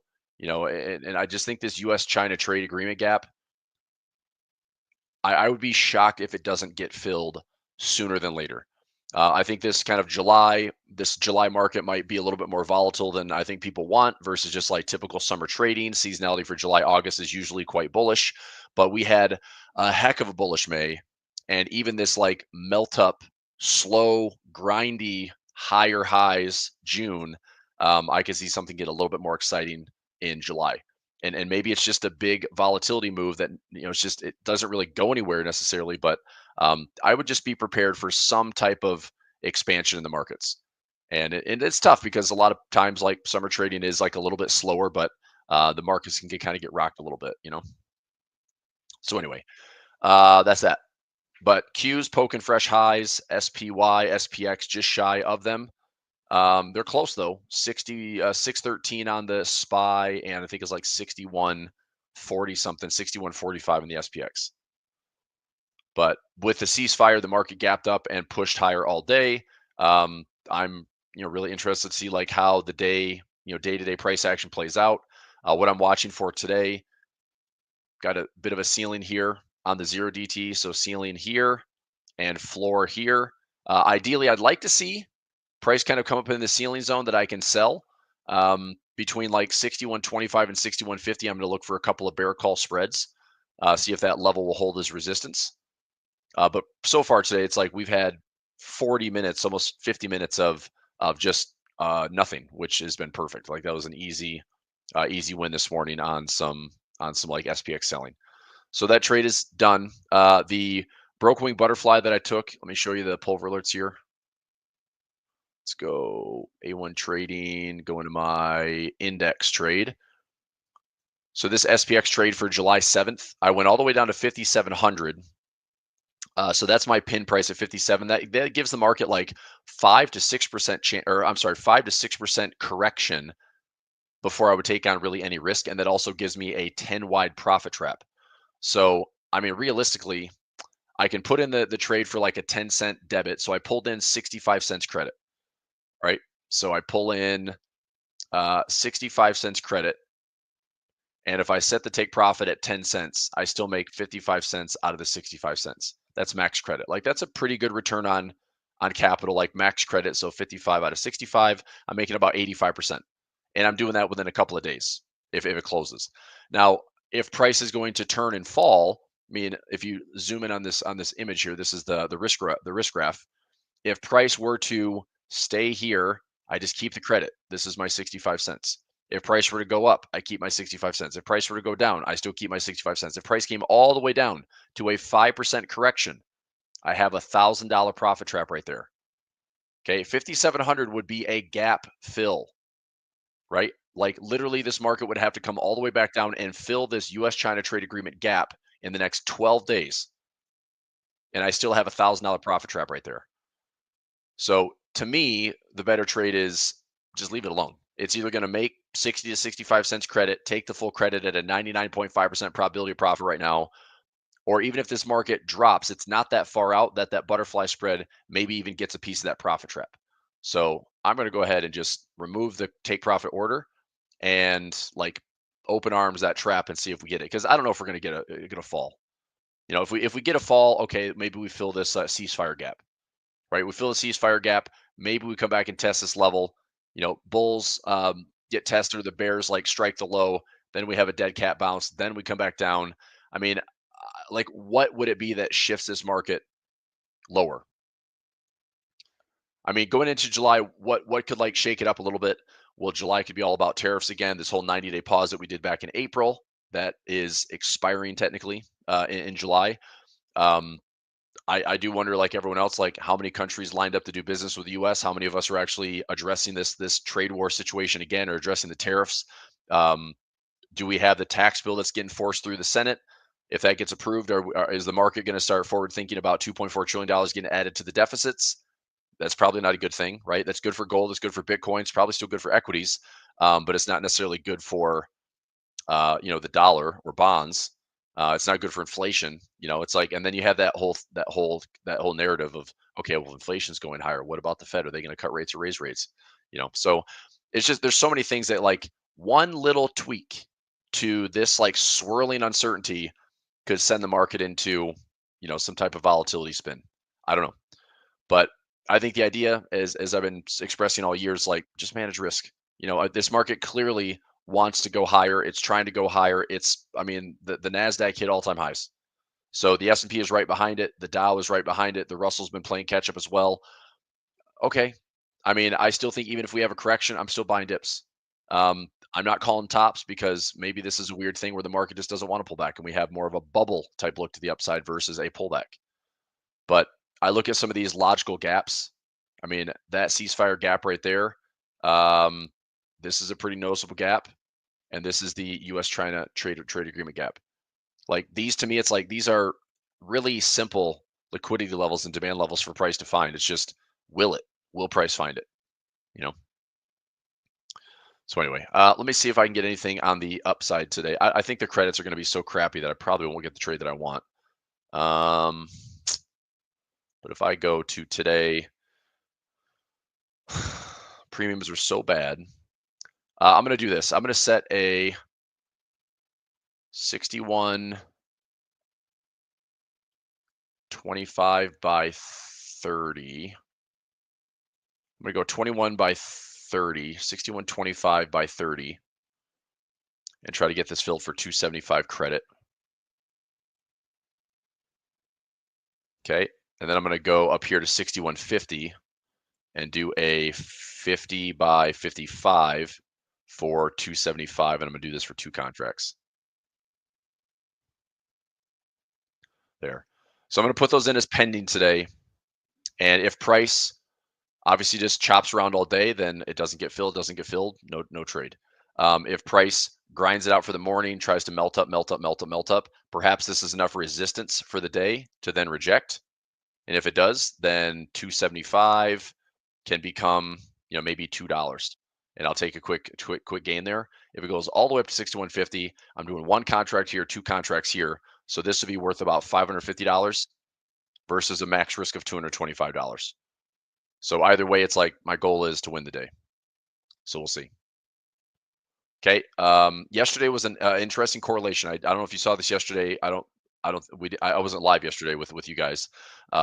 So correlations yesterday were really strange. We saw the currency strength market. So Forex. This was yesterday. Dollar was weakest. Swiss and yen were strongest. To me, this is like kind of a risk off trade for currencies. But bonds were up, equities were up, oil's way down, gold's way down, silver's down, Bitcoin's up. Like, not a lot of correlations made sense yesterday, at least in my opinion. So I thought that was kind of peculiar. Like, okay, so we have equities up on the ceasefire, but bonds are up with it. Gold is down, dollar's down. Like a lot of things that typically aren't aligning. And then in currency land, you see, safe haven currencies on top. So today, little bit different. Super weak move in the yen, and New Zealand on top. Aussie's fading just a little bit, which means hopefully I'm getting my pullback on the Aussie New Zealand. Good, hopefully. So I have pending orders here on all these horizontal levels. So 106.15, 103, and 1.0055. Those are buy levels for me on my Aussie New Zealand. So pending order, pending order, pending order. I mean, obviously there's a lot of support right here. So if I hit this low and it comes back up into this range, I'll range this thing back to like 111 or so. That's fine. That's a good trade. I would imagine, I mean, right now the Australian dollar, so the RBA has a higher interest rate than the RBNZ. CB rates. Australia is at 3.85%. New Zealand is 3.25. So there's a 0.6% differential. Not that that's enough to say like I'm going to do a positive swap trade, but if I'm holding Aussie New Zealand long, at least it's not going to cost me money every day in a Forex account. So food for thought. All right, let's go back to indexes. SPX. I thought we'd have I mean, the month isn't over. I mean, I don't know if this market turns hard to like get back down to 5,900 by the end of the month. It still could. This is a big JP Morgan level, end of month, end of quarter. If we get it though, it's like it's going to come aggressively. We only have a few more days. I mean, we roll into today's Wednesday, so 26th, 27th, and then 30th is Monday. I mean, unless this market is planning on some giant slide in the next couple of days, we're just going to probably hover around this like 61, maybe 61.50 area. And I can see July kind of opening up a little bit of a slide to have a correction through July, maybe. But we're obviously very close to all-time highs. NASDAQ just poked the all-time highs. And we'll see if there's some, profit taking, some risk off trading. And that's the thing is like, what, why, when, like what would be the catalyst to drive this market to fill some of these gaps and find some demand levels at lower levels? I have no idea. It could be any of the 50 things that's swirling around of like, all these things could go wrong. All these things could happen. The market could latch onto one thing. And there's still like something we've never talked about, something that's not even on our radar. It's just price action ultimately tells us what's happening. And price for the last 60 days has essentially done nothing but try to grind higher. So it's exhausting. Like at some point, like my patience is worn thinner. I'm like, what gap, what correction? It's like it'll happen. It's just I'm so sick of fighting it.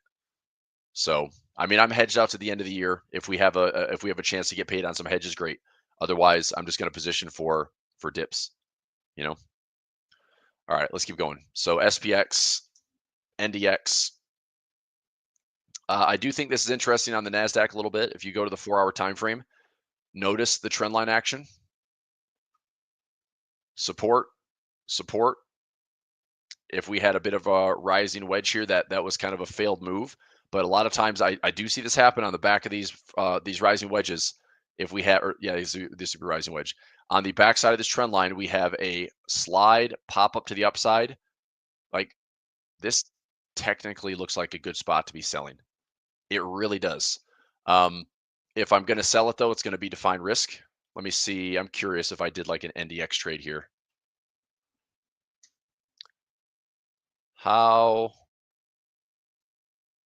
going to see how much premium I can get for like a bear call spread right now. I don't know why I'm not getting my NDX feed up.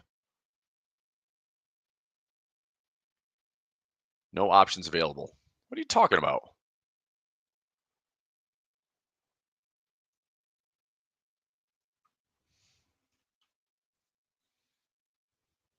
There. Okay, so if I do the July 18th, let's go. So I want higher numbers, 22.4. So this way, if I were to sell right now, it's too wide. It's 25 wide. I mean, I guess maybe the Qs. Maybe the Qs are a little bit better. If I went to July 18th, we're trading 542 on the Qs. If I did, I mean, I get 60 cents on this trade if I'm right. I'm going to take a stab at this one. Maybe I can go here. So I can risk 80 to make 120. Let me see what that return is. So 80 out of 120, actually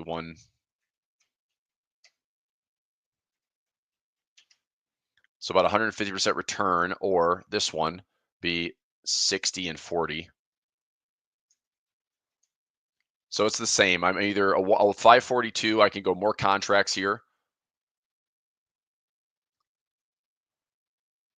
So I get $1.16. So I make 150. This is a little bit less. So 118 over 82.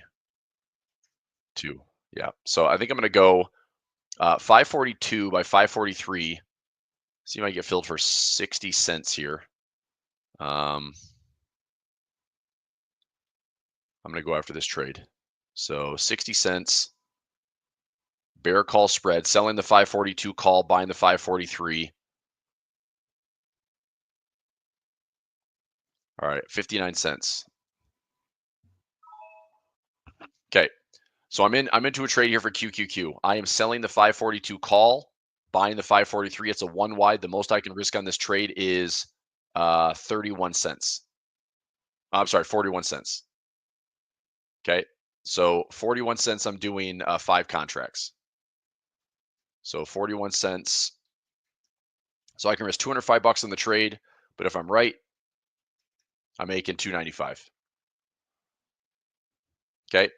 So what I'm looking at is if this market can't sit here and the Qs can't sit at all-time highs for the next 23 days, all I need is this price to stay below 542.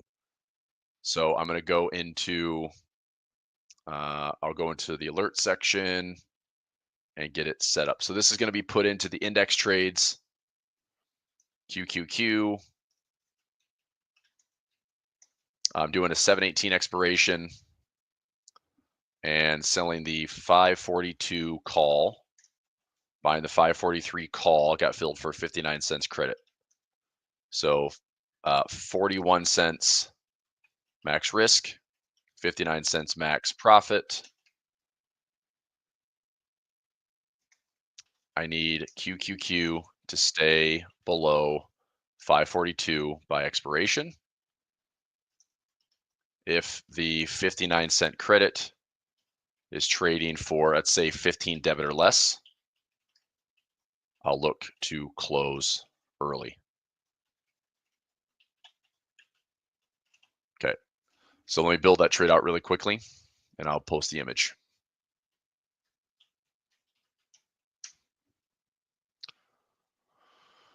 So this one's pretty simple, just a bear call spread. Bear call spread here on QQQ. And going out to the 18th, selling the 542, buying the 543. That's the trade.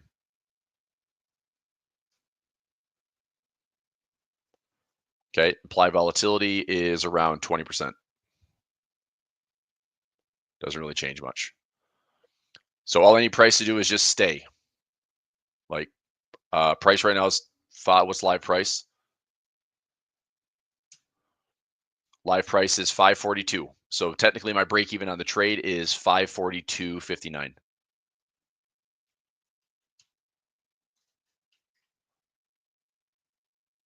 Okay, that's my break even on the trade.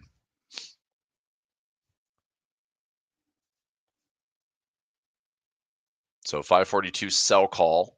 Oops. 542 sell call. 543 buy call. Bear call spread.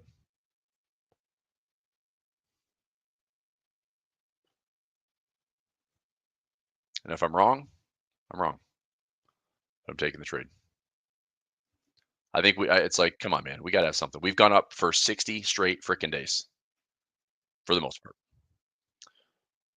I think we at least have a pause for God's sakes. In the all-time highs, we got to pause. So that's why it's defined risk. I mean, if I lose, whole portfolio melts up, it's fine. But I think we have to have some type of, reality check in these markets to just pause or pull back and fill some gaps or something. So anyway, hopefully that gets paid. All right. That is a QQQ trade. Let's keep going. Let's go daily chart, work our way through the other indexes. So the Dow, kind of the same situation, not nearly as close to the all-time highs. Is it possible for the Dow just to go sideways a little bit more? Maybe. I mean, there's a lot of potential support resistance in here. I think the Dow looks pretty good for a bid. It's just, what do we pull back to like the 420 to 415 zone? I mean, if we pull back into like the 415 to even 400 zone, then I'm doing some like 111 strategies down here. I'll sell some puts in the Dow for sure. Those initially, I had those running until like June 20th. Those were full profits. I had like 111s and naked puts. Those were looking pretty good. The Russell. Russell, I'm just continuing to sell calls at 200. So I'll keep rolling. I'm looking for the Russell to maybe pull back to the backside of this trend line and see if this is a reversal pattern. Left tip, center tip, pull back to the backside of the trend line. Okay. Is that enough to catch a bid? Do we pull back here on the Russell? Still build a support zone, and then we're looking for a catch-up trade where small caps can actually gain over large caps or perform as well. Maybe they both perform well, but we'll see. Okay, volatility index, down to 17. We're back down to, I mean, once we pivoted hard in April off of all that crazy volatility, we came down. This was the largest volatility crush, by the way, ever in 30 plus years of the VIX. This high to this low was the fastest move in the volatility index ever. So, I mean, what I'm saying is we're coming back down to the same levels where once this was kind of agreed upon that, hey, this is now a bull market. I mean, way after the fact, it was completely lagging because sentiment was so nasty, but the markets were still, rallying higher. But we've come down to like, 17. So we're at 17. So that's kind of our new volatility floor is around 17. But this market's not getting overly excited about any risk. It's still like contained around like 20, like 20 to 25 VIX is on like the high side. Maybe 15 to 17 would be the low side. Bond volatility, nothing to get excited about there. SPXY, I mean, it did a pretty good job here. SPXY is up around 31%. That should come close to matching what the indexes did. If we look at the rally off these lows, we had a 26% rally, and on SVXY, you had about a 31% rally. So from this low, about a 32% rally. It doesn't look nearly the same, but this is kind of why I love this instrument, because even in a volatility environment, like a volatility crush environment, this is such a good thing to have in your portfolio. So, I mean, I bought shares at like 35, dumped them around 38 and 40. I didn't hang on to this move into the 42s. It's fine. I'll wait for another volatility event and I'll probably add some SPXY. Dollar index, I still think it's a bear trap. Be careful on the dollar index if you're shorting. Moving stop losses, break evens are better. Being pretty quick on the precision. Oil, I saw a headline today. It's like oil's up today. I'm like, is it? That looks like a red candle to me. And obviously a big smash here the last 2 days on oil. We're down, 16+% in 2 days. So, the ceasefire has kind of contained oil prices. This is probably a good sign for, inflation readings coming in the next 30 to 60 days as well. It may force the Fed to still look at cutting rates and staying on course with what the Fed watch tool shows for September. Inflation is going to be a big deal. I mean, if we see like a tax bill, obviously this Middle East conflict with a big surge in oil, they also are like tapping that narrative of like recession, slowdown. But anyway, oil's been smashed pretty aggressively. USO down. Oil futures, I still have oil's futures trade in. My lowest $50, so I'm just going to hang in there for right now. Natural gas down a little bit. Gold. What's everyone's deal on gold? I saw this 21 period moving average was holding. Now it's not. So we go from 21 period down to maybe the 50 period. I would like to see in this, and this might hurt a little bit more for everyone that's crazy bullish on gold, but if we go below the 50 period down to the 100 period, right?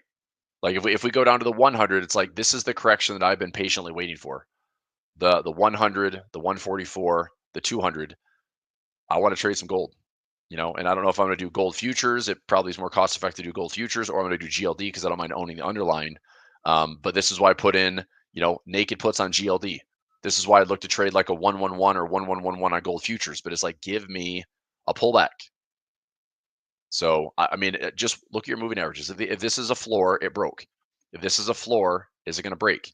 If the floor breaks, we're just going to gravitate towards the next moving average, right? This is a previous low around 31.38. We could find support here, or we could find the 200 moving average, which is 430 plus bars. It's a long bar count. I think we still find it. I just don't know if this is going to like ruin all the hopes and dreams of gold bulls. It shouldn't. I mean, perma bulls are like great. Buy some more gold. But I do wonder like if the dollar has to catch a bid. If the dollar catches a bid, then I can see gold falling.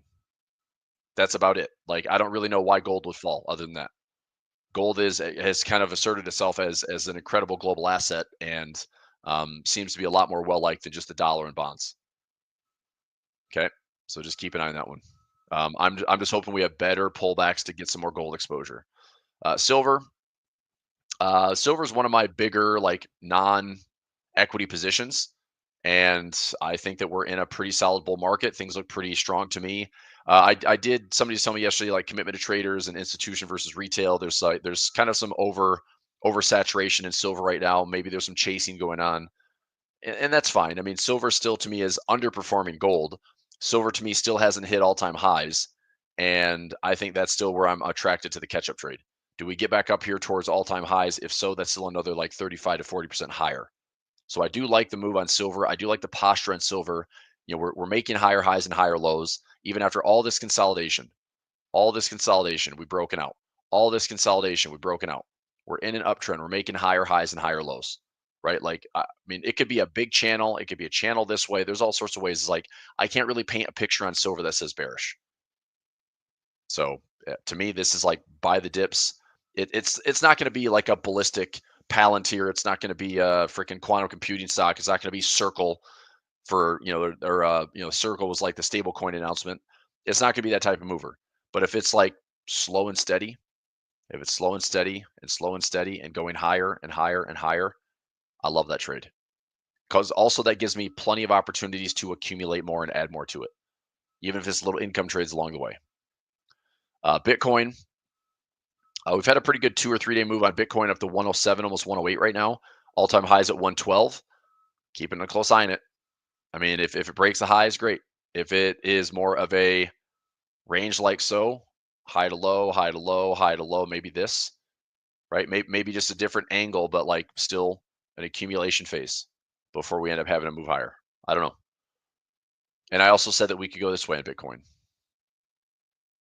We could go lows first and then break and go higher. But I still like Bitcoin. MicroStrategy, fine. Coinbase. Coinbase has just been crushing it. These last this is up like 40%, I think, in the last like 3 or 4 trading days, which is crazy. That was up 45% in like 3 days. Wow. So, I mean, I'm not chasing this thing. I'm not going to try to call the top. It's just like impressive. Just one of those things where you see some stocks where they move a ton. It's like, okay. Do I trade it? Do I not? I made plenty of income on Coinbase, during the correction back here. Did a lot of ratio spreads, bought some debit spreads and whatnot. So it was more of an income trade versus buying and holding shares. Ethereum. I mean, for those Ethereum lovers out there, keep an eye on it. I still think this is a pretty good reward to risk trade to get to the upside. You still have some asymmetry. So, and this isn't even all-time highs, by the way. This is just under 4,100. All-time highs are back here at 4,800. So maybe this is just kind of getting started, but between like this area and maybe these lows, I could see Ethereum offering up a trade to the highs. In fact, you know what? I keep talking about it. Guess what? I can trade options. If I go EETH, I can probably put in a trade. I don't know if I really want to own shares, but let me see if I can own shares below like 28 bucks. EETH. So if I went out to the end of the year and said, okay, I think Ethereum is going to be higher than 28 bucks. Well, cool part is I get 0 credit for it. Even though this is within the expected move, it's like this option chain is absolute garbage. So that doesn't get me excited about the trade. The low is around 20. I mean, geez, that's so bad. ETHA. It's even lower. Probably not even any better.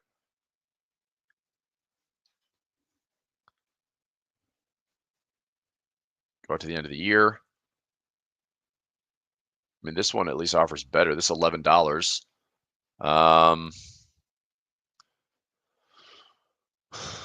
12 by 11, put in a ratio spread, 43 cents. So we've got a profit trap and make 40 bucks. I don't know. I'm just gonna stay in Bitcoin, like whatever. So Ethereum, I still think is a good trade. It's just if you're speculating, if you're like actually in, the platforms trading Ethereum versus the dollar, then I'd still be looking for a chance to get this move to go up. It might take a while, right? You might get this swing. It goes high to low, lower high to lower low. Find some better fib levels. I think a good trade is this. If you put in like a 5.0 or 618 entry, and you put a stop loss below this 1388 level, this is your risk. This is your reward. That's probably a 2 or 2.5 to 1. It's not bad. So you can decide your risk, allocate it, 1% risk for like a 2 to 2.5% winner. Not bad. So I like that trade. All right, copper. I'm going to take a loss on copper today. So I had this like lottery play. It was risking 90 bucks to make $1,400. It's not in my little range. So I'm going to lose my 90 bucks today. That'll expire. I think it expires today. Japanese yen, still kind of choppy. Japanese yen, EWJ. This is trading the Nikkei with the top 80% of stocks. Bottom 15 or 20% is cut out. DAX. I'd still like to see the DAX pull back. If we get like a 30, 50, sure, 30 to 50. Like area 1, area 2, I'd like to see either one of those levels hold and get the highs again. So for anybody looking for more precision, if you bounce hard off the 30, go up to the highs, that's a great trade. If it goes below the 30, we probably hit 38 to 50%, still the same thing, trying to hit the highs. So I'm just, again, kind of waiting for a pullback on a lot of the stuff. FTSE, same thing. Big swing from April lows. Do we get a pullback that the market's able to find some support, get back to all-time highs? Argentina, nothing. China, pretty good run the last 3-4 days. Brazil still hasn't broken recent highs. Latin America still hasn't broken recent highs. MAGs, slightly higher highs. I mean, that's it, like slightly higher highs. I mean, could we get MAGs all the way back up to the highs again? I wouldn't mind seeing the MAGs do this. Give us a freaking pullback. Like we swept this level. We're up here in open space. It's above this trend line. So how about a swing that can give us a pullback? We can find some structure in here and then position for all-time highs again. I would like that. If we take a fib from low to high, I mean, I'm just making these tiny little adjustments. It doesn't mean that price has to just drop to the lows again. It's just like, give me a pullback. Give me 30%. Give me 38%. Something in here, right? So something like that. Or maybe this is my first swing and we're kind of running up into this resistance. Maybe this is melt up, melt up, melt up, melt up, and then we fall. 18127 resistance and we fall. I'm just looking at some realistic pullbacks. That's all. So either this is my high right here. I'm hovering my mouse. This is my high, or we just keep persistently making higher highs. Either way, I mean, fibs aren't perfect, but between this level and forming a high, I just think we have a pullback that makes it a bit more attractive buy dip. So I'm going to set it there for now. Apple, fine. Amazon, fine. Choppy, nothing to get excited about. Broadcom poked all-time highs again. Probably not worth selling, but at the same token, for the next maybe, I have no idea. But we already had earnings. We do have a dividend coming. It already was announced on the 20th. Upgraded. I mean, I'm pretty sure Broadcom has fundamentally higher levels. Let's go Simply Wall Street. Broadcom. Oops.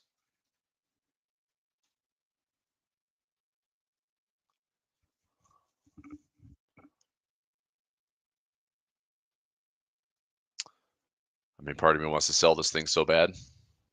Let me see what I can get for it. Again, just to define risk trade, if I go out to July 18th,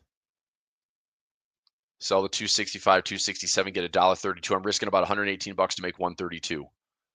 Not a bad trade. I could regret it, but I'm going to take the trade. I'm going to go $1.30 to risk $1.20. So just over 100% return on risk. It's about 108% return if I get this right. Let me see if I can get $1.35 and increase that a little bit. 265 by 267 out to July 18th. So 135 not filling, 134. Come on, be generous of the mid price. 133. You turds. Hopefully 130. I don't want to take less than 130. 125 is like 1-to-1. Son of a biscuit. So I can do a credit spread, or if I were to buy the 270,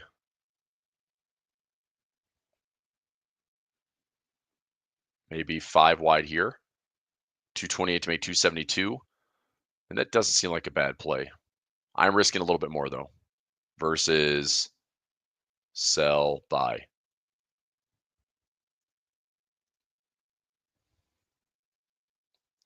So this is a 404 out of 346, 160% return on risk. So if I do a bull or a bear put spread plus a bear call spread, I'm just kind of going 2 ways to trade this thing bearish. I don't need to do both. It's just trying to see which price is a little bit better. If I did 270, 265, move this 1 strike. And I like that trade, just costing a little bit more, but I get a slightly better return. 275, 122% return. All I need this to do is get below 262. The better trade is to set the line in the sand at 265. Try to pull, I mean, come on, man. 133 can't fill right below the mid price.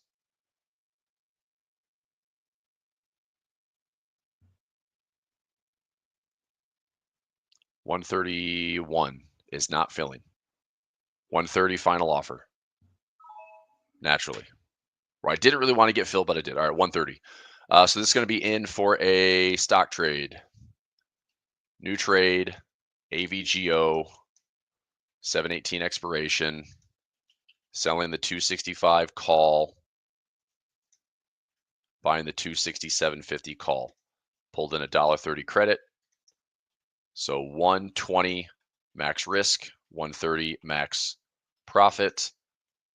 If the $1.30 is trading for 30 cents debit or lower, I'll look to close early rather than hold through expiration.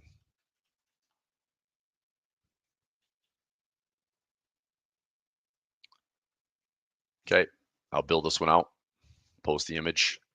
This is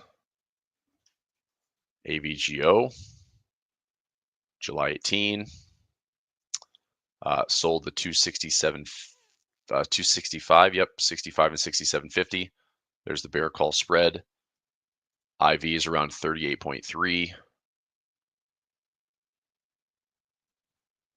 That's the trade.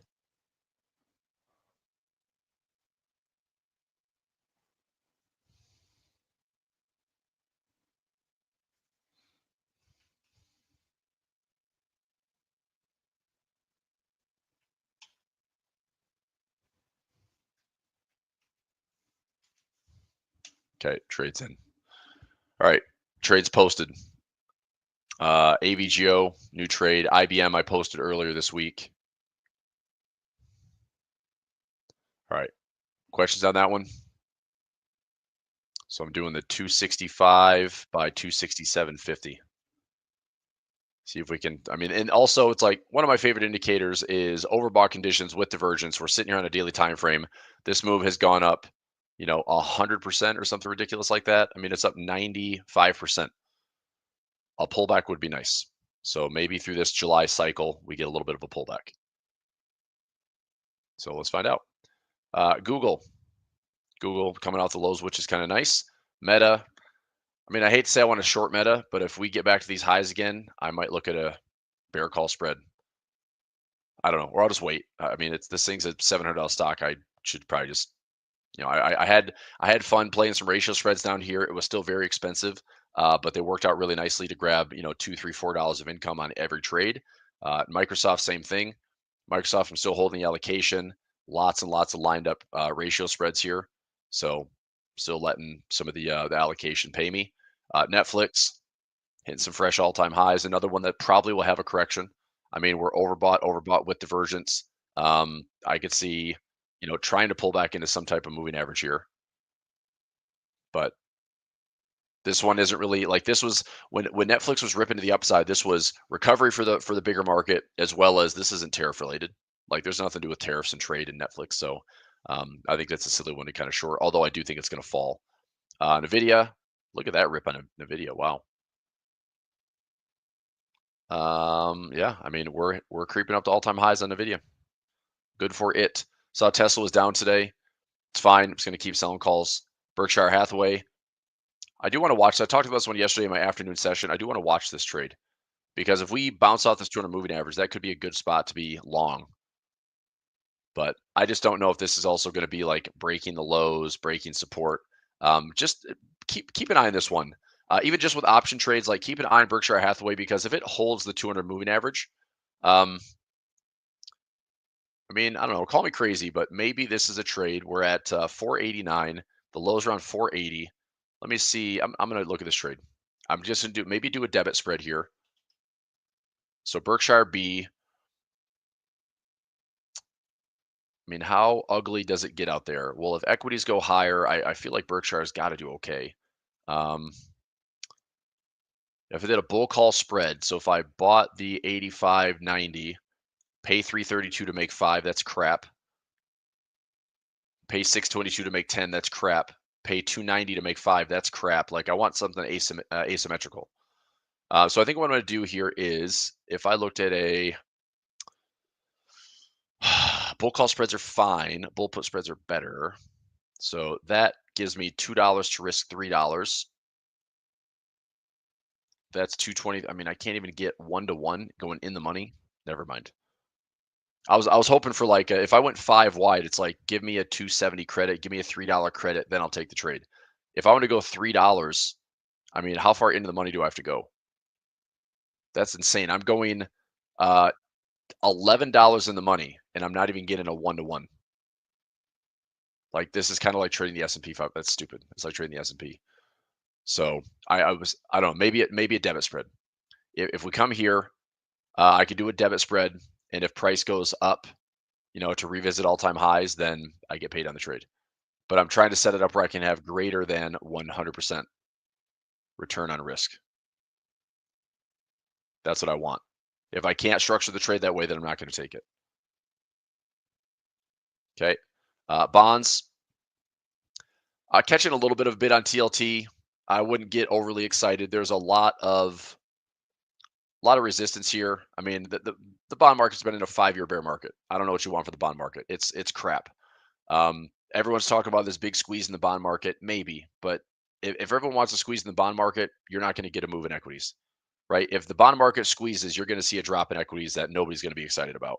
I don't think the bond market's going anywhere. So even if we have a rally up into this 200 moving average, which is around 89 right now, I think this just short-term like rallies, grinds, and then hits resistance and then fades back down. And then grinds, fades back down. Grind. I mean, that's probably what we'll end up seeing. As long as nothing breaks, we'll probably just kind of hang out around these lows. There's nothing exciting outside of maybe a stable bond market, right? Where you trade between like 84 and let's say 89. So like a $5 range in bonds. Okay. But you still get, your 3.7%, 3.8%, risk free. But the volatility is so low that maybe it helps. Like you don't really have a big drawdown. You just kind of hang out and get your 3.5 to 4% yield, So anyway, I'm just trying to get out of my TLT positions with an 89 sell call. It's a diagonal spread. That's all. I mean, if I can clear this thing and get out of 89, I'd be pretty happy. If we have a dip in the equities market and we do get a bit of a squeeze towards 89, it's my expiration is the end of the month, by the way. So I'm just going to keep like selling 89 calls or 88 calls and see if I can get out of it. 10-year yields, green on the day. Again, still way above the Liberation Day levels. 20 years still above the Liberation Day levels. 30 years, same thing. Like, global yields are still on the rise. Mortgages still around 6.8. Futures market currencies, liquidities come back in a pretty big way. I mean, this was basically your high yield, like your triple B or your triple A, triple B, triple C bonds. So your sign of like if things are really bad, this drops hard and like liquidity bid ask prices are super wide and it's way less liquid in the markets. Okay. So anyway, we've come back almost like in full with JNK, also LQD. So I mean the market's kind of complacent once again. Credit spreads are very tight. Jobless claims, nothing that really trends higher. Continued jobless claims. I think we do have to acknowledge that this has been showing higher levels. So I mean, I wouldn't say like, oh look, this is it's aggressive bullish trend. It's like it's not. But if we start to see this is going higher, like that's a noticeable trend, right? We're gonna have non-farm payroll the first. It's not gonna be the first week of July. It's gonna be the second because we have July 4th. I think is on Friday this year. Yeah, so Friday the 4th, which is gonna be next Friday. There's no non-farm. It's gonna be on the 11th, I believe. I can double check that here on the calendar. So if we go next week, Friday the 4th, no news. It'd be the 11th. What? Do we wait? Did I miss it? Did they move it to a Thursday? Ah, they moved to Thursday the 3rd. So going into the holiday weekend. Interesting. Okay. So we have non-farm on Thursday the 3rd. There's no forecast. I was curious, like, are we going to start seeing the job numbers come in positive, but getting lower and lower and lower? Again, that's probably not a good sign for this labor market, but we'll see what it does. So anyway, continuing jobs claims, watching non-farm payroll. How are the numbers? How are the revisions? Revisions have been down for a while. Here's China up a little bit. I mean, HSI crushing it the last 3 days. CQQQ off the lows. Alibaba, meh. Baidu, meh. I mean, it's fine. I like honestly, I like these stocks technically. They just don't want to freaking move. I feel like this has to be like another round of crazy quantitative easing slash like fiscal spending from China, another round of stimulus, something to get this market like ripping up to the upside. It just hasn't happened yet. FXI steady, KWeb steady. JD, I've got $36 covered calls. Maybe this is a bit of a wedge that's forming here in the lows. So some strong support here. Maybe a bit of a wedge in this area. I'd like to see a squeeze, but I'm not trying to hang on to this one very long. Like my call's at 36 and I'll sell another 36 or I'll sell a 35. My break even's around like 30 bucks. Schwab dividend dropping, Schwab growth up, big difference there. SCHY, which is non-US, down off these highs. SCH growth. So I mean, there's a noticeable difference between growth and value or growth and dividends. You go to equal weighted RSP. RSP still a ways away from these highs. I mean, the argument is that equal weighted is supposed to be better for the broader market. Look, equal weighted is trash because you only need 10 good stocks to still carry the SPY, the QQQ to all-time highs, which is essentially what we've done. RSP is still, 5% away from the all-time highs. QQQE, we're just shy of the all-time highs, but it's performing better. Like tech is performing better right now. Tech is performing better. Tech was the biggest comeback, the most resilient comeback since our bottom in April. It also was the most volatile. So when we had the correction in April, tech got hit the hardest. Close to it. Probably one of the worst sectors was tech, but the most reflexive and bouncing back to with this AI stuff. Okay, what else? I saw some gold. I saw some TLT. What else do we have? Gold's pretty easy. I'm just looking for a correction. So we're below the 50-period moving average now. And are we running into the, so this is the 21 period. Here's the 50 period. Here's the 100. Here's the 144. Here's the 200. So I'm just going to watch, right? Like I don't want to buy the 50. I know that some traders might look at this and try to scalp this thing off the 50, and that's totally fine. It's not me, right? I'm looking at the 100 to the 200 minimum pullback, minimum. And I don't care if this thing is at highs or at new highs. I'm still going to be making money on gold. I'm saying the way I want to add more to it is going to have to be a pullback.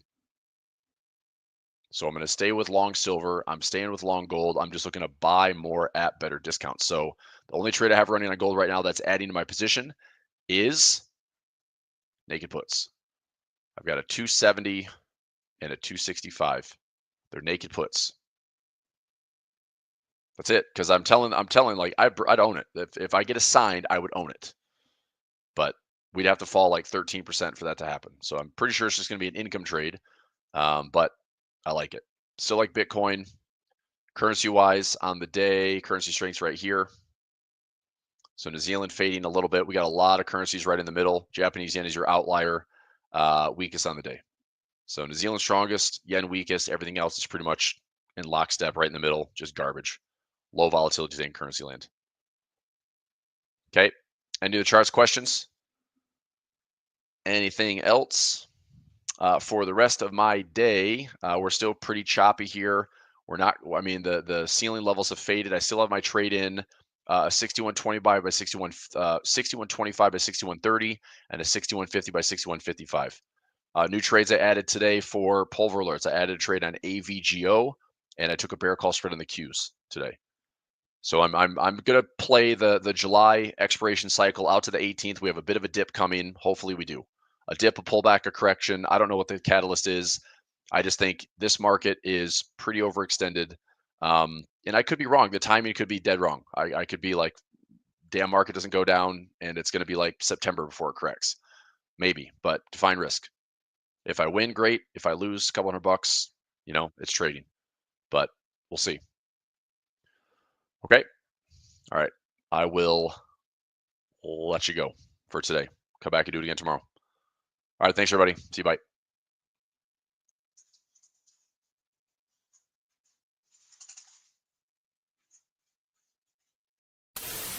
Thanks again for watching today's show.